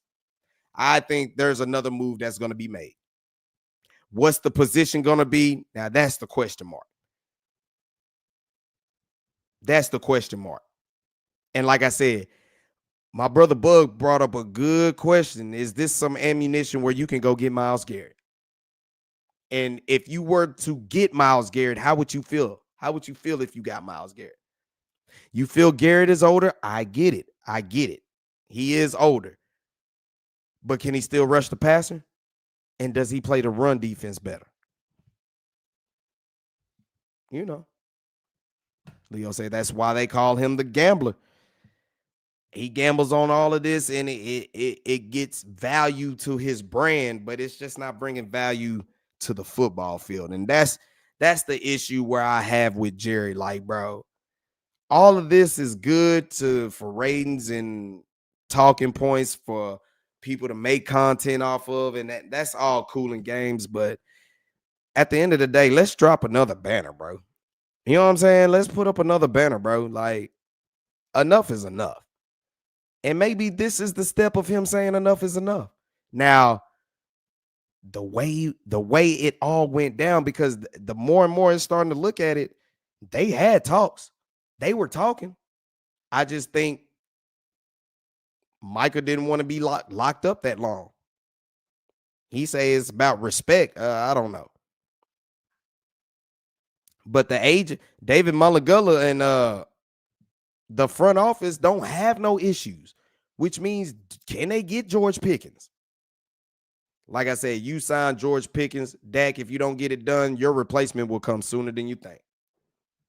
Your replacement will come sooner than you think. I had to open the closet and get my, my Michael Parsons jerseys and basically say farewell to him. Well, and y'all see right here in the corner of my channel art, it's me in the Michael Parsons jersey. The next time you see this channel art, it'll be something different. That's just how we got to do it, man. But at the same time, I'm not mad at Michael wanting his money, but I just don't understand what's the issue, because the deal you signed is relatively the same. You just got 4 years instead of 5. And what was really the problem? What was really the problem that you felt that you wanted to request a trade, scrub all your media of Cowboy stuff? I think when he did that, I think it was already known that they was working on a trade.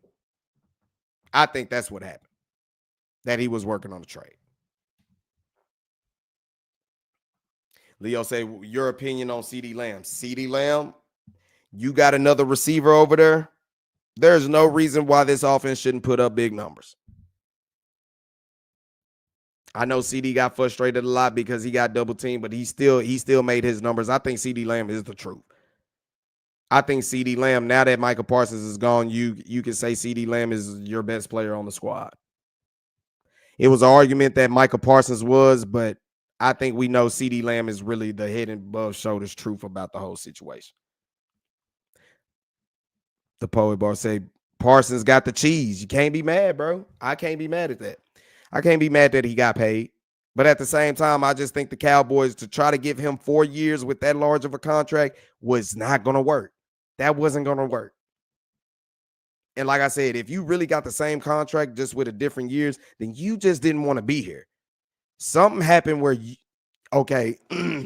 didn't want to be here, and Jerry was like, okay, if you don't want to be here, we'll sit about it. We'll just make it seem like we're not negotiating and things like that, and we'll go on about it. But for you to scrub your media and do all this childish stuff, bro, it's time to move on, bro. Get your money. Bob, we'll see you week 4 when you come down here. Yeah, and make sure you keep that same energy that you had in AT&T Stadium against the Packers when you play us, that you don't want to stop the run. Now, I still like Micah Parsons. Don't get me wrong, but I'm like, bro, nah, bro. I don't know what you did. I don't know what Jerry did. That's the problem. Like, you felt it should have been respect to talk to your agent. Well, it's come to find out that he did talk to your agent. But you went to your agent about a different deal. See, you could have easily told Jerry, nah, bro, give me da-da-da-da-da-da. But once you was like, okay, I'm cool with that. You could have easily said, Jerry, I'm not comfortable talking about this. Let's do this with my agent. And Jerry would have been cool with it. Jerry gave you the offer and you took it back to your agent, and somehow in between there, things got muddy. Things got muddy.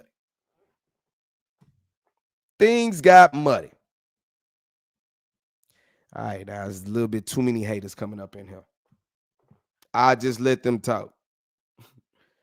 I feel that TJ Watt is going to say, hell with that. I need a raise. Like, man, you got a lot of things. But I wouldn't sit here and say that the Cowboys are losers. I mean, they're losers because they ain't won nothing. But to be honest with you, to sit here and, as Radar is going to sit here and say they're 4-13, to be real with you, even if Michael Parsons was signed, they weren't going nowhere this year. I felt like that. I felt their ceiling this year was a 9-win team, even with Michael Parsons. I basically had them at the 7-8 range with Micah Parsons. So they just had too many holes in their roster, and now you get more draft picks to compensate for that. So I ain't mad about that. He said, Watt at 42 and Parsons at 47. But I think it's just because of the years. But yeah, you're right. What do you think the Cowboys' record will be this year? Like I said, at best I had them 7-8 wins, bro. My record, I really had about 7-10, 8-9. At best, a 9-win team. They're basically hovering around that middle of the pack, an average team, an average football team. That's where I have the Dallas Cowboys. This is with Micah Parsons, by the way. Like, I had them as a middle of pack team regardless because they can't stop the run. It's too many. Their depth is still a question mark, especially at the defensive tackle position. Linebacker-wise, you're still going to have to – these linebackers are going to have to prove it. And then you're trying to see the health of Overshown come around. You got Diggs banged up trying to come back around. That's just a lot of question marks on the defense. And you're going to have to depend on this offense to score 30 points basically a game. And that's not a good recipe for success. That's how I see this season coming as. And I think they're really going to struggle. I think they were going to struggle even if they had Micah Parsons. Now it's just, do they make another move to help them? And if they make another move, what is that move that they're going to make? I think they are going to make another move. Your opinion on Jerry firing Mike McCarthy? I mean, he didn't fire Mike McCarthy. He basically didn't renew his contract. He let him play it out of his contract. Now, after that Green Bay loss, he should have fired him because the next year, 2024, him going into a season with no security and all that type of stuff, you saw that clearly affected the team. They didn't even practice like they were supposed to. There was just no commitment, bro. And I just think that was bad business on Jerry to do that with Mike McCarthy. You basically wanted him fired after the playoffs, but your pride is, I don't want to be paying a coach to be enjoying my money while, you know what I'm saying? You're on that type of stuff. I don't want to be paying a coach sitting on the couch. Well, damn. So you pay him to basically run your team into a muck. And they couldn't even tank right and muck it up like they were supposed to. They still went average, and you see where it got them. But let them have another bad season this year. I think you can see some big changes coming. Let the season speak for itself. We got this, ladies and gentlemen. Poet, you right, bro. And you know what? The more and more I started looking at it, you're really going to see what this team is made of. You're really going to see what Dak and this offense is going to be made of. Now, fair or unfair, I don't think this should be all on Dak's shoulders. I really don't. But I told you, with Javonte Williams and Miles Sanders somehow getting the starting spots on this running back roster, they ain't worried about running the football. They don't care about running the football. They're going to throw that thing. So that lets me know Dak is going to be on your shoulders, bro. And we kind of see how that all goes down. Against bad defenses, he's real good, but against good defenses, they struggle. I ain't just going to put it on this struggle, but the offense struggles. They really do. It is what it is. Radar, I'm going to tell you like this, bro.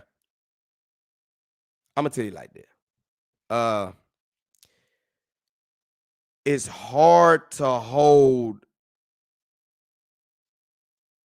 Now, there was somebody already in the chat that said earlier, until we boycott these games,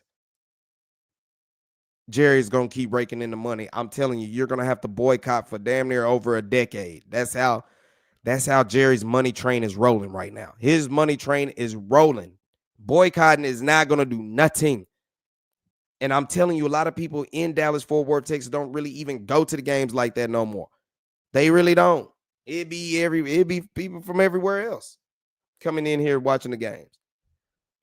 But as long as he's signing the checks, bro, he can't fire himself. But like I said, there's a lot of things I blame Jerry for. But this instance, the only thing I blame him for is letting it drag out the way it has and not having a sense of urgency to jump on this well before the season starts. More because you do a disservice to your head coach, who's the first year in the NFL head coach, and you do a disservice to him because now he has to, instead of getting ready for game plans, he got to make sure he has the mental makeup right of all his players. Now, I will say the players can't be soft. This is a business. Y'all ass got to get ready to play. That's y'all job. By week 6, we should know what we got. Facts. Jay Ferguson, you right. See, Jerry and them feel all the pieces are in place for this offense to put up numbers. Now, just depending on how they do without Tyler Guyton, how Nathan Thomas end up coming in there and playing at left tackle, and then Tyler Booker. Those are two things those are two moving parts right there. But he put his money all in Dak, bro. He put his money all into the offense. He said he would, then the way they will invest on defense, like I said, they gave Diggs money, but I think they had plans to look. We can sign a couple more key young guys on our roster, and we got more draft capital, and we got more salary cap room. So both parties won to me. I think both parties won. Micah got paid, and he got put on a team that has the highest contention to compete. I just think Jerry and them wanted to pay Micah, but I think they were reluctant to do it. I think they went in there saying, look, we'll pay you, but make no mistake, you don't have to sign it. We'll be glad if you don't sign it, because that kind of gives us a little bit of relief. You know what I'm saying? I think that's kind of how they looked at it. But Jake Ferguson, he got to have a bounce back year for sure. He does. And with having George Pickens over there, this is what we're hoping. It should open it up for everybody. CeeDee Lamb can't get doubled. The seams should be wide open. And you know Dak, more than anything, loves throwing the seams. So now you got George Pickens open, which that should help the run game too. George Pickens being added helps a lot. Therefore, I think the Joneses are saying we put all our money into Dak being the highest paid guy. He's going to have to will us. So, and I ain't mad at Jerry for thinking like that. But like he say, you got draft capital.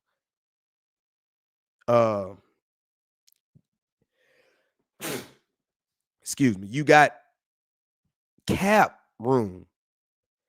If y'all go out here and spend pennies out here on some no-name guys, this is where we're going to have the continual frustration with this front office. Real talk. This is what we're going to have. For real. Poet, I see you, man. Appreciate you for tuning in. Big time as well. Oh. My boy even sent me a super chat. That's a super chat. Come on. Reel it in. Appreciate you one time. We got us a big super chat. Appreciate the $4.99 right there, man. Hey, man, you should continue to stay for the content. Like I said, man, we plan to be at a lot of games as well. I plan to do a lot of things for football season. You should definitely tune in. We do a lot of film sessions over the games and stuff like that, man. We do a lot coming up in here for DFW sports more than anything. I'm a big Cowboy head fan, but as you see in the background, this is where I grew up. This is where I'm from. We represent all the teams this way. We're going to really go heavy with the Cowboys and Maverick content this year. But, bro, I appreciate the super chat. Big time, man. Big time showing the love, man. We going to keep this content always rolling, something funky, fresh. I'm trying to think of what we're going to do tomorrow, man, getting ready for college football. But we do sooner or later got to get ready for the Eagles. So I'm trying to see what we're going to do about that. Leo did say your opinion on Jordan Love. He's tight. And he got a good head coach that knows what he wants from him. So big time. He said, I cut up at D-Law at my shop. Oh, what? You cut up D-Law at your shop? What? What did he have to say about his experiences in Dallas? Is this the D-Law I'm talking about? Are we talking about the same D-Law? That's big. Like I said, appreciate the super chat again, my brother, for real. That's what's going down, bro. Like I said, a lot of fans are with their emotions. They're sad. I get it. Especially a lot of Dallas people who want to be miserable. How you trade Luka in 6 months, then you go trade Micah Parsons. Micah Parsons was totally different, bro. He really walked his way up out of here. He really did. I don't know what happened between him and Jerry, but when Jerry's talking about they reneged on the deal, I think that's Micah Parsons reneging on the deal. I think David probably said it was a good deal, but Micah probably went to him and said, "Nah, let's try to get me da da da da da da." And Jerry wasn't going for that. Jerry wasn't going for that. Hey, that's big, bro. That is big. That is big. Oh, you famous cutting up in there. You famous cutting. I wish I would have some hair to cut. He bald, you know what I'm saying? But I don't have to stay in no line, you know what I'm saying? I don't have to get no appointment or no stuff like that, you know what I'm saying? But big shout out to you. And like I said, man, double salute to you on the super chat for sure. Your opinion on the Cowboys field goal. Brandon Aubermatic? You right. Let me take that back. I said Dak was the best person, our best player on the team, or CeeDee Lamb was. It might just be Brandon Aubrey. Because I know for a fact now you get across the 50-yard line, it is 3 points automatically. Automatically. I think the Cowboys that's where their strongest suit is in the field goal game. That's something that has been the most consistent thing here the last couple of years. Straight up. D-Law just wanted to get paid. No hard feelings and will sign a 1-year contract. And would have signed a 1-year. But I think they let him go. He became cap casualty because they wanted to pay Micah. They did want. There was going back and forth. Should they trade him? But I think Jerry really wanted to keep Micah. I really do think Jerry wanted to keep Micah, bro. I think he really did. But, you know.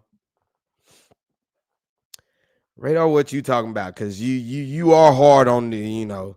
This is a terrible message to the team. Why should they sacrifice their bodies to uncertainty and Jerry's facts? Man, you know what? I mean, there's some truth into that, but at the same time, bro, you know what you signed up for. This is a business, bro. You know what I'm saying? You get paid to play football. This ain't college. This ain't high school. You know, and this is where I fault Jerry. Like, bro, you let your emotions get involved too. This is supposed to be a business. And if it was about business, y'all would have got the Micah deals done. And I don't think it would have went that way. But same way with Micah. If this was about business, y'all would have got a deal done. But y'all let y'all emotions get involved. And once emotions get involved, you know, when emotions get involved amongst men, bad things happen. Bad things happen. That's been since the start of time. Once emotions start getting involved in men, that's a bad thing. That's a bad thing. Okay, 1-day contract to go ahead and hang it up to retire with us. I ain't mad at that. I got you. You right. You probably right. I'm trying to think, should we go live tomorrow?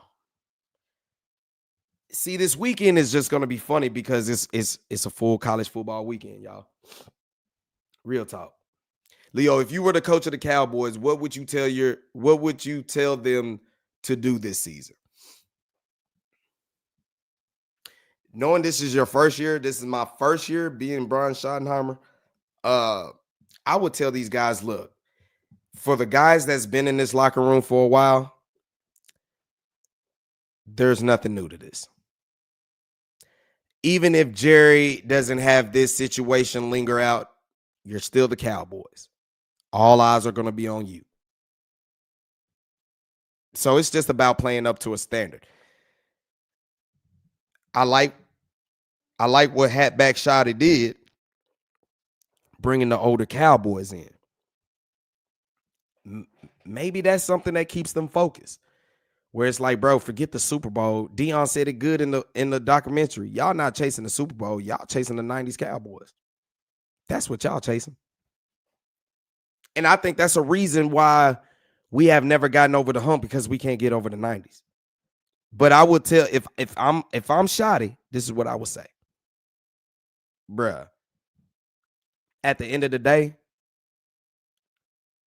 when the ball gets kicked off and the whistle gets blown, y'all are all that matters. And when I say y'all are all that matters, it ain't just about leading up to the game, bro. How did y'all prepare for this? Because I think last year what happened with Mike McCarthy being a lame duck coach basically in a no-win situation was they didn't prepare like they were supposed to. Now, if y'all prepared the way I'm asking y'all to, then it shouldn't even be no issue. Y'all get paid to do this, to be doing something that you've been wanting to do all your life. Micah's not here, but you know what? If I don't get the job done, I might not be here. If you don't get the job done, you might not be here. That is the fact of the matter. This is, like I say, there's no feelings that need to be involved in business. And this is where I do fault Jerry Jones and to some degree, Micah Parsons. Y'all let y'all feelings get involved. Okay. Well, this won't happen no more. So we're going to move forward. We're going to move forward and just let it be known. If you come out and handle your business, it's not likely that you will get traded, but anything you can play your ass off and still get traded. You can get hurt. The player that's sitting next to side of you, look, you're only one play away. That's my motto I love to say. And to a lot of people who have bad days and stuff like that, I always say, you're one day away. You're one day away from not having any more days, or you're one day away from making your next day your best day. That type of stuff. And me growing up playing sports, damn show football growing up, that was always preached to him. Bruh, you can't dwell on what happened the last play because your next play can be your best play. And you just keep going from there. So hat back shouted, bro. What you got to tell them is, look, I don't have no control over what the front office would do, but what I do got control of is putting y'all in the best position to succeed on game week. And that starts with our preparation and the belief that I have in y'all to get the job done. I believe in y'all. You just got to let them know you believe in them. And look, our preparation is basically what's going to head out there to the field. And if we prepared like we were supposed to and we gave it all out, and let the chips fall where they may, I'm cool with the results. Then let's go play some football. Let's go play some football. He said, face Tashius. I can't even say it. No. You right. When Jerry got up there and he was like, well, why didn't you do this early? He act like he couldn't hear. He kind of didn't want to answer the question. Like, bro, why? And then he had the nerve to say, don't believe everything I say. Bro, you're taking this as a joke? You just traded an elite pass rusher, bro, a week before the season started, and you're kind of making this a joke? Come on, that ain't cool. He's the ops now. I tried to tell people that and now with the Luka trade, Luka's not an op to me. I've never liked the Lakers, but he's not a Maverick anymore. So what I would say is Parsons is he's not a Cowboy anymore. And before y'all blame Jerry, it came out of his own mouth, Micah's own mouth, that he wanted to be traded, that he didn't want to play for the Cowboys no more. He the one that scrubbed his social media. It was personal for him. Oh, well, once you get personal with Jerry, well, ante up. At the end of the day, I can't fault two men for being men. You know what I'm saying? If you're going to do me this way, I got to go this way. And if the other party feels that, then I got to go this way. So you got to do what you got to do. Oh, Tom Landry, we drive on this highway every day. You know you the shit when you got a whole interstate named after you. A whole highway named after you. Jimmy Johnson ain't got one of those. As much as Jerry done did for the Cowboys when he passed away, there won't be no interstate named after him unless they buy it. But it won't be because they honoring him like that.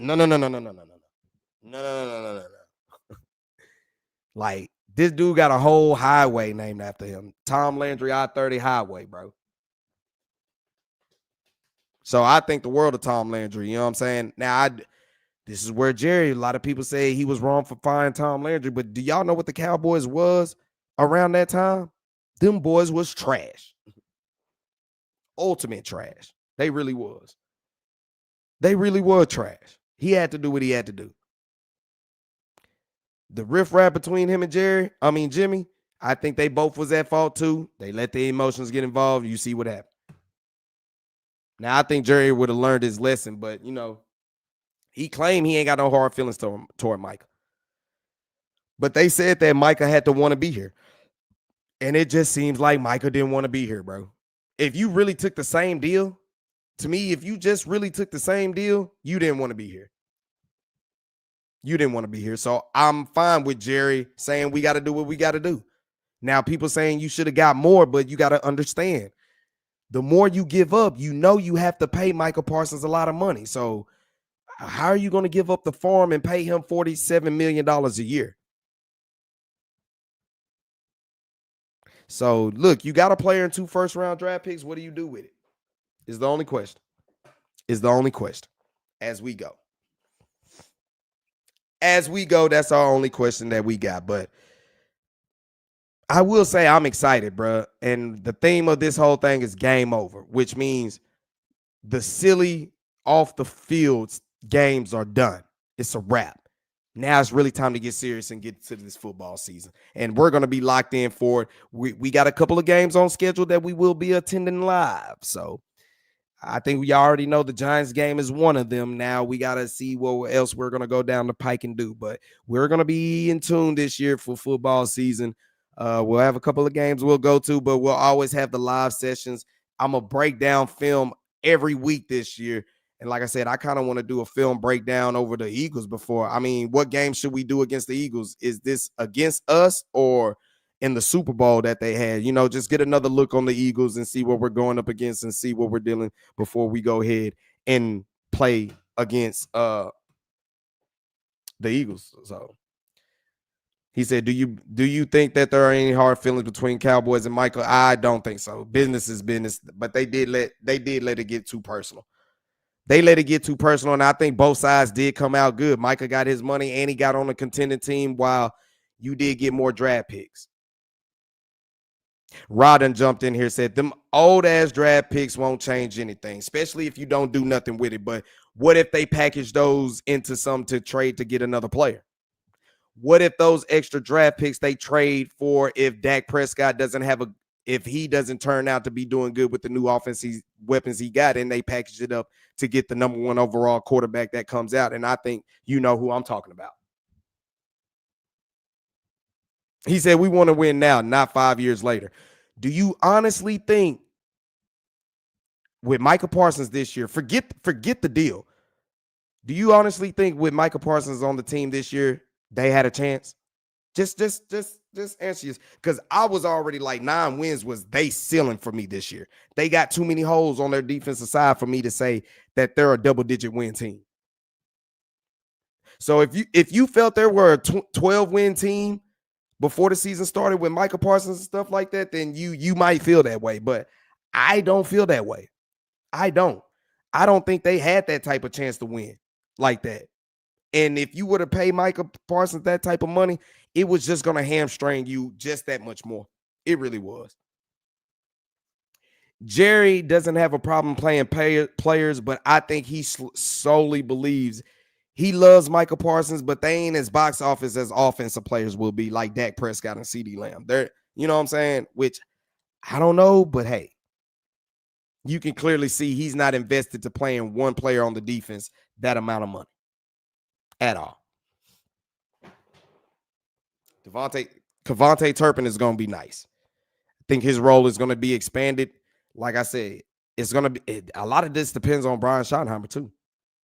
A lot of this is going to depend on him being the offensive play caller and everything. A lot of this is going to be so there's a lot of moving parts. I really don't know how Brian Schottenheimer is going to operate. That's where I'm kind of nervous at. Because, you know, he had the title as offensive coordinator down here, but I don't think he had his – I don't think he was able to run what he wanted to run. Until they played, the record shows that they were 31st in defense without Micah. And so you're saying they were a good defense with Micah. That's what you're saying. So what happened in the 2003 wild card playoff game against the Green Bay Packers? Because he was out there on the field. And you're talking to somebody who went to that game. So I spent coin on a cold, frigid day to watch them get their ass stomped. 48 put on them to be exact. He said they were first. I give you that. What did it do for you in the playoffs?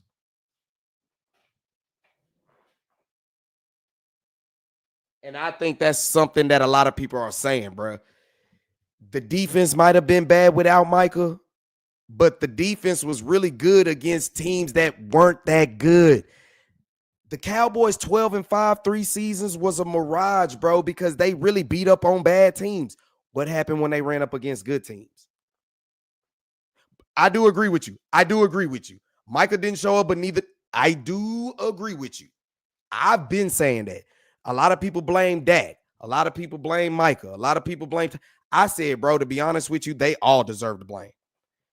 They just didn't. They weren't ready to play. I think a lot of that had to do with Mike McCarthy, too. His scary ass. And I think that's where Jerry wanted to fire him after that game. I just don't think he had him ready to play. And it showed. It just showed. See, like I said, a lot of people going to blame Dak, but I mean, damn, bro. Dak don't give up 48 points. You know what I'm saying? You didn't even have a chance, bro. You really didn't. You didn't even have a chance. I feel that the coach held back on what they wanted to do in preseason. Played very vanilla, which is smart on his part.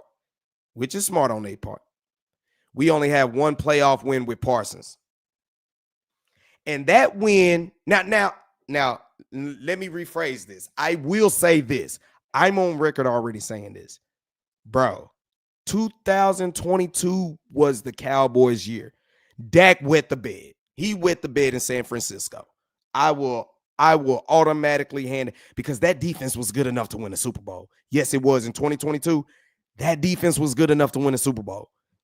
Dak stunk up the joint in San Fran, bro. He really did. Yes, he did. I will wholeheartedly agree on that. He did. But like you say, with Parsons, you got one playoff victory. And that came against, it was Tom Brady. Don't get me wrong. It was the GOAT. But I told folk that was a bad Tampa team, bro. That was really a bad Tampa. It brings to my point. They got all their stats and all that stuff against bad teams. But when good teams showed up, what happened? None of them come ready to play.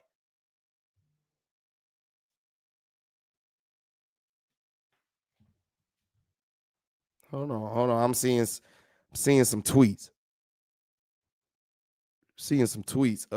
In Rappaport, Cowboys owner Jerry Jones was asked about what he thinks about his comments about the David Monk. Will he make other negotiations more challenging? He's not that fragile, let me tell you. Okay, yeah, I heard about that in the press.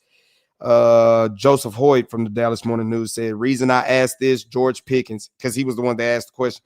George Pickens, David Mulligan, and Tyler Smith's athlete first are coming up soon. So Tyler Smith and George Pickens is with David Mulligella. So they don't have no problem with the agent, bro. I just think they were through with Micah. Straight up. My opinions on Cooper Rush.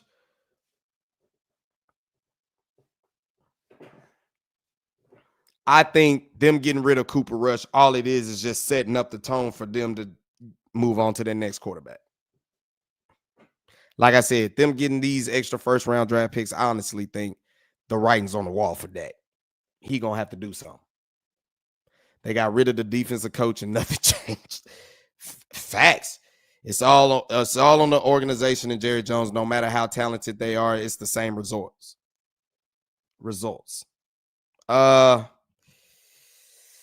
There's some truth into that, bro. Like, you know, a lot of people want to blame Dak. Say Dak is this and that, but I'm like, bro, y'all do know since 1996, there are 4 playoff wins for the Dallas Cowboys since 1996. And 2 of them are by Romo and 2 of them are by Dak Prescott. So you've done had a track record for basically 29, 30 years of different players coming in, different coaches coming in, but the common denominator has been the front office, Stephen Jones and Jerry Jones. So sometimes sooner or later, they do got to look in the mirror. I honestly think this is their one chance to actually invest in high draft capital on a quarterback. I think that's the one thing that has set this franchise back. Y'all really haven't invested in high draft capital in a quarterback since about Troy Aikman, I guess. You know what I'm saying? Tony Romo, for the success he was undrafted. Dak Prescott was a 4th rounder. I don't even think he was supposed to be in that situation, but he ended up making the best out of his situation. And that's how it rolls, bro. So I think until they actually invest in true resources in a top flight quarterback, I think they're going to continue to stay where they're at. Artists up in here, what's good? Man, why is the media saying we mad? Who told them that? Man, we happy as hell. This is the first time Cowboys had cap money and picks. Man, please, Cowboys are back, and none of you bandwagon ass can find it. Like I said, it's not like Jerry didn't give. It's the reason I don't think people are mad is because he did offer him the money. I don't know what happened, but the contracts damn near look the same. They really do. They damn near look the same. What was the problem? Okay, if that's a problem, then look, instead of paying you all that money, we can go ahead and play Tyler Smith. We can go ahead and play Deron Bland. And if we want, we can do George Pickens. And at the same time, we got draft capital. What's wrong with that? What's wrong with that? Jerry too old. We all know this, but I think y'all talk bad about Jerry. I think y'all need to watch out for Steven. I think Steven is actually worse than contracts. That's my personal opinion. He might not talk as much as Jerry will, but I think he's worse with contracts. I think he's cheaper. Cowboys have not had a balanced team. Top offense, crappy defense. And that's exactly what they're going to be this year, I believe. They're going to be that type of offense. Ooh. Jared Goff? Over Dacom? Artist said Jerry won this, y'all. Trust it. I keep saying, bro, like, if they signed Michael Parsons, bro, they were already in cap hell. They would have been worse, bro. Real talk. And like I said, you would have paid Michael Parsons that, and you would have had all this money you paid out, and I'm telling you, it would have led you to nothing. I honestly believe that they don't see them winning like that this year. I don't think so. Now, you might get up there and lie, but he said now they want to rebuild. Now, I don't get it, especially after involving all that money. But like I said, let's say your next quarterback that you get a chance to draft in, you got receivers lined up, you got an offensive line set up. It can make some sense. It can make sense. Oh, yeah, bruh. Steven is going to be worse. Steven is going to be worse. Jerry had no problem giving the money. I think what happened was Steven got in there saying, nah. I think this was more Steven's decision. Jerry's going to take the fall because Jerry wanted to pay him. But I think Steven had the idea like, look, if there's a way we can get out this contract, I'm cool with it. And once they came back and had slight hesitation, okay, we need to do what we need to do. And I think this had more to do with Steven than Jerry, because I think Jerry had no problem paying. But I think Steven looked at the logistics of all of this and was like, we're still trying to sign Deron Bland. We're still trying to sign, he talks all that noise. But then where I hold Steven at, he said out his mouth, we're trying to have CD Lamb. We're trying to have Dak Prescott. We're trying to have Michael Parsons paid. We're trying to have all three of these guys paid. And to their credit, they did offer the money. Joel in the building, what you got? With all the stars the Cowboys draft, the last thing they need is an ungrateful attention hogging up every last cent of the cap. Glad the crying millionaire is gone. No blue and silver for him. There's a lot of truth to that. A lot of people are tired of this dude's antics, bro. And I think what did it for me was, bro, we got our ass whooped against the Packers, and you jumped on your podcast and you actually had the quarterback that whooped y'all ass on y'all podcast. You can't read the room, bro. You can't read the room. You're really going to do that? Come on, bro. That was irresponsible. That was very irresponsible. No matter how talented this team is, Jerry Jones and family is going to mess it up like always. It's a culture problem, and Denzel called it out as toxic.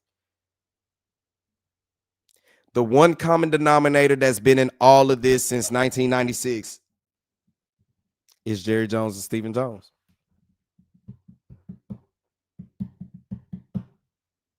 Those are the common denominators. So a lot of times we want to say that the players, they're the ones out there throwing interceptions, dropping passes, jumping off sides, not making tackles. You know what I'm saying?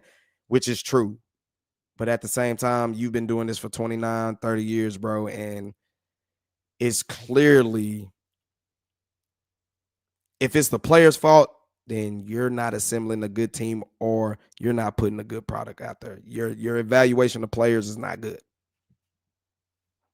So, like I say, there's a lot of times I blame Jerry, but I'm actually going to sit here and say this go round on this particular moment, on this particular instance, I don't want to say he's all at blame for it. That's my stance.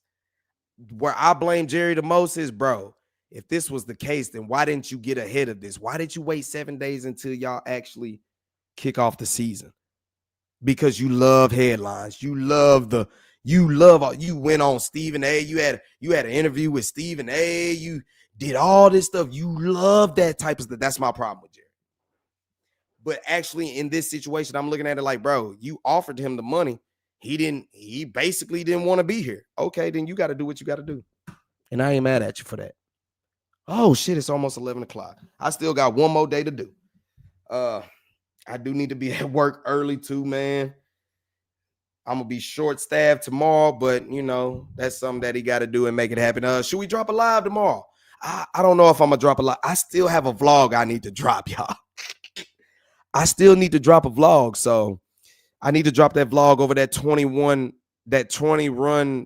the Rangers ended up putting up last night. So as y'all see, I'm still low energy on that, bro. I had to do all that and then it was there. It was there.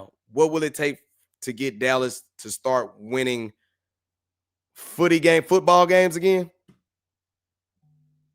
What is it going to take?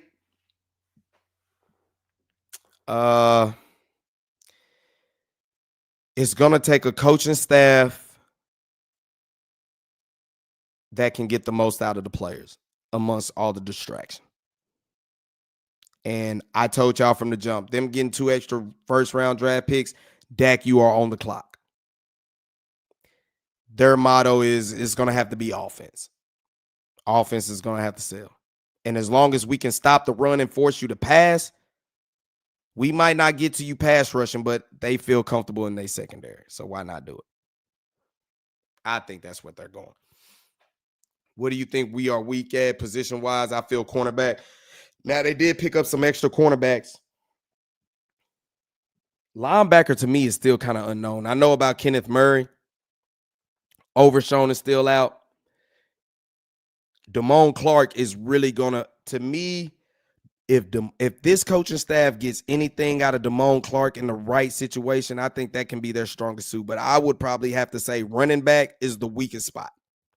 Because what's going to happen, to me, I haven't seen anything of Javonte Williams to say he's going to be good for us. Miles Sanders, I don't know about that. I haven't really seen something that says that's going to turn our run game around. So with that being said, you're basically almost going to have to depend on 2 rookies, and Jaden Blue and Phil Maffa. That's not good. So I would say running back is probably the weakest position right now. I would go with running back followed by linebacker just because it's some unknowns right there.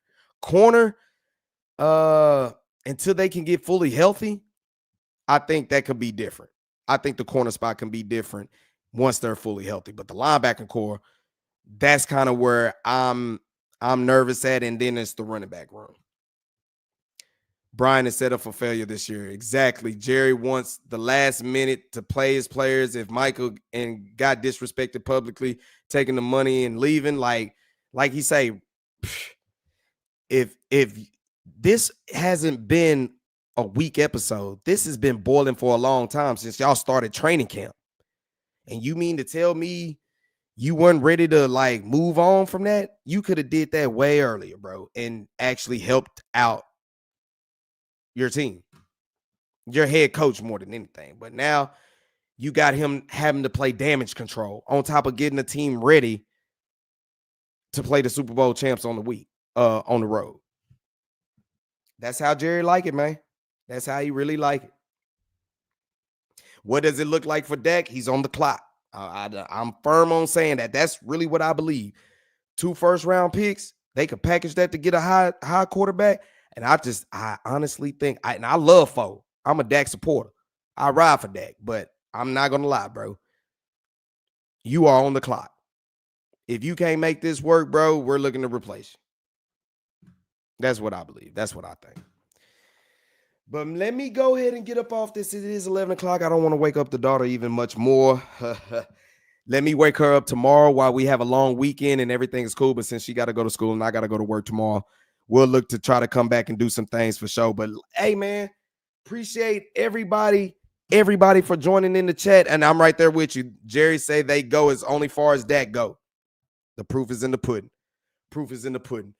I want to thank everybody for joining in this live. I want to thank my brothers also as well for tuning in, putting in their 2 cents, man. Like I said, I didn't really plan on doing a live today, but I did say if we get any Micah Parsons news, and I told y'all a couple of lives ago, I was like, bro, okay, cut day is down, and it's the second day of the waiver wires. Wait till about Thursday or Friday. We'll start getting some negotiating going. Only the negotiating was getting Micah to a new team. But outside of that, I'm emotionally, I'm not even attached to it. I'm ready to play football. And I'm kind of glad that we ain't even got all, we don't have to play all that type of draft capital and really be still middle of the pack where we can't do nothing. So actually ownership actually did something good. They had the kahunas to do something, and that's exactly what it took. So I ain't mad at them. But it is what it is. Game over. The games are done. No more games being played. Now the real games are time to be played, and it starts September 4th, next Thursday. I thought about going to the AT&T Stadium for the watch party, but I'm going to kick it here and do a live stream. So if you ain't got nothing else to do while you're watching the game, go ahead and tune in to your boy next Thursday. We'll be going in.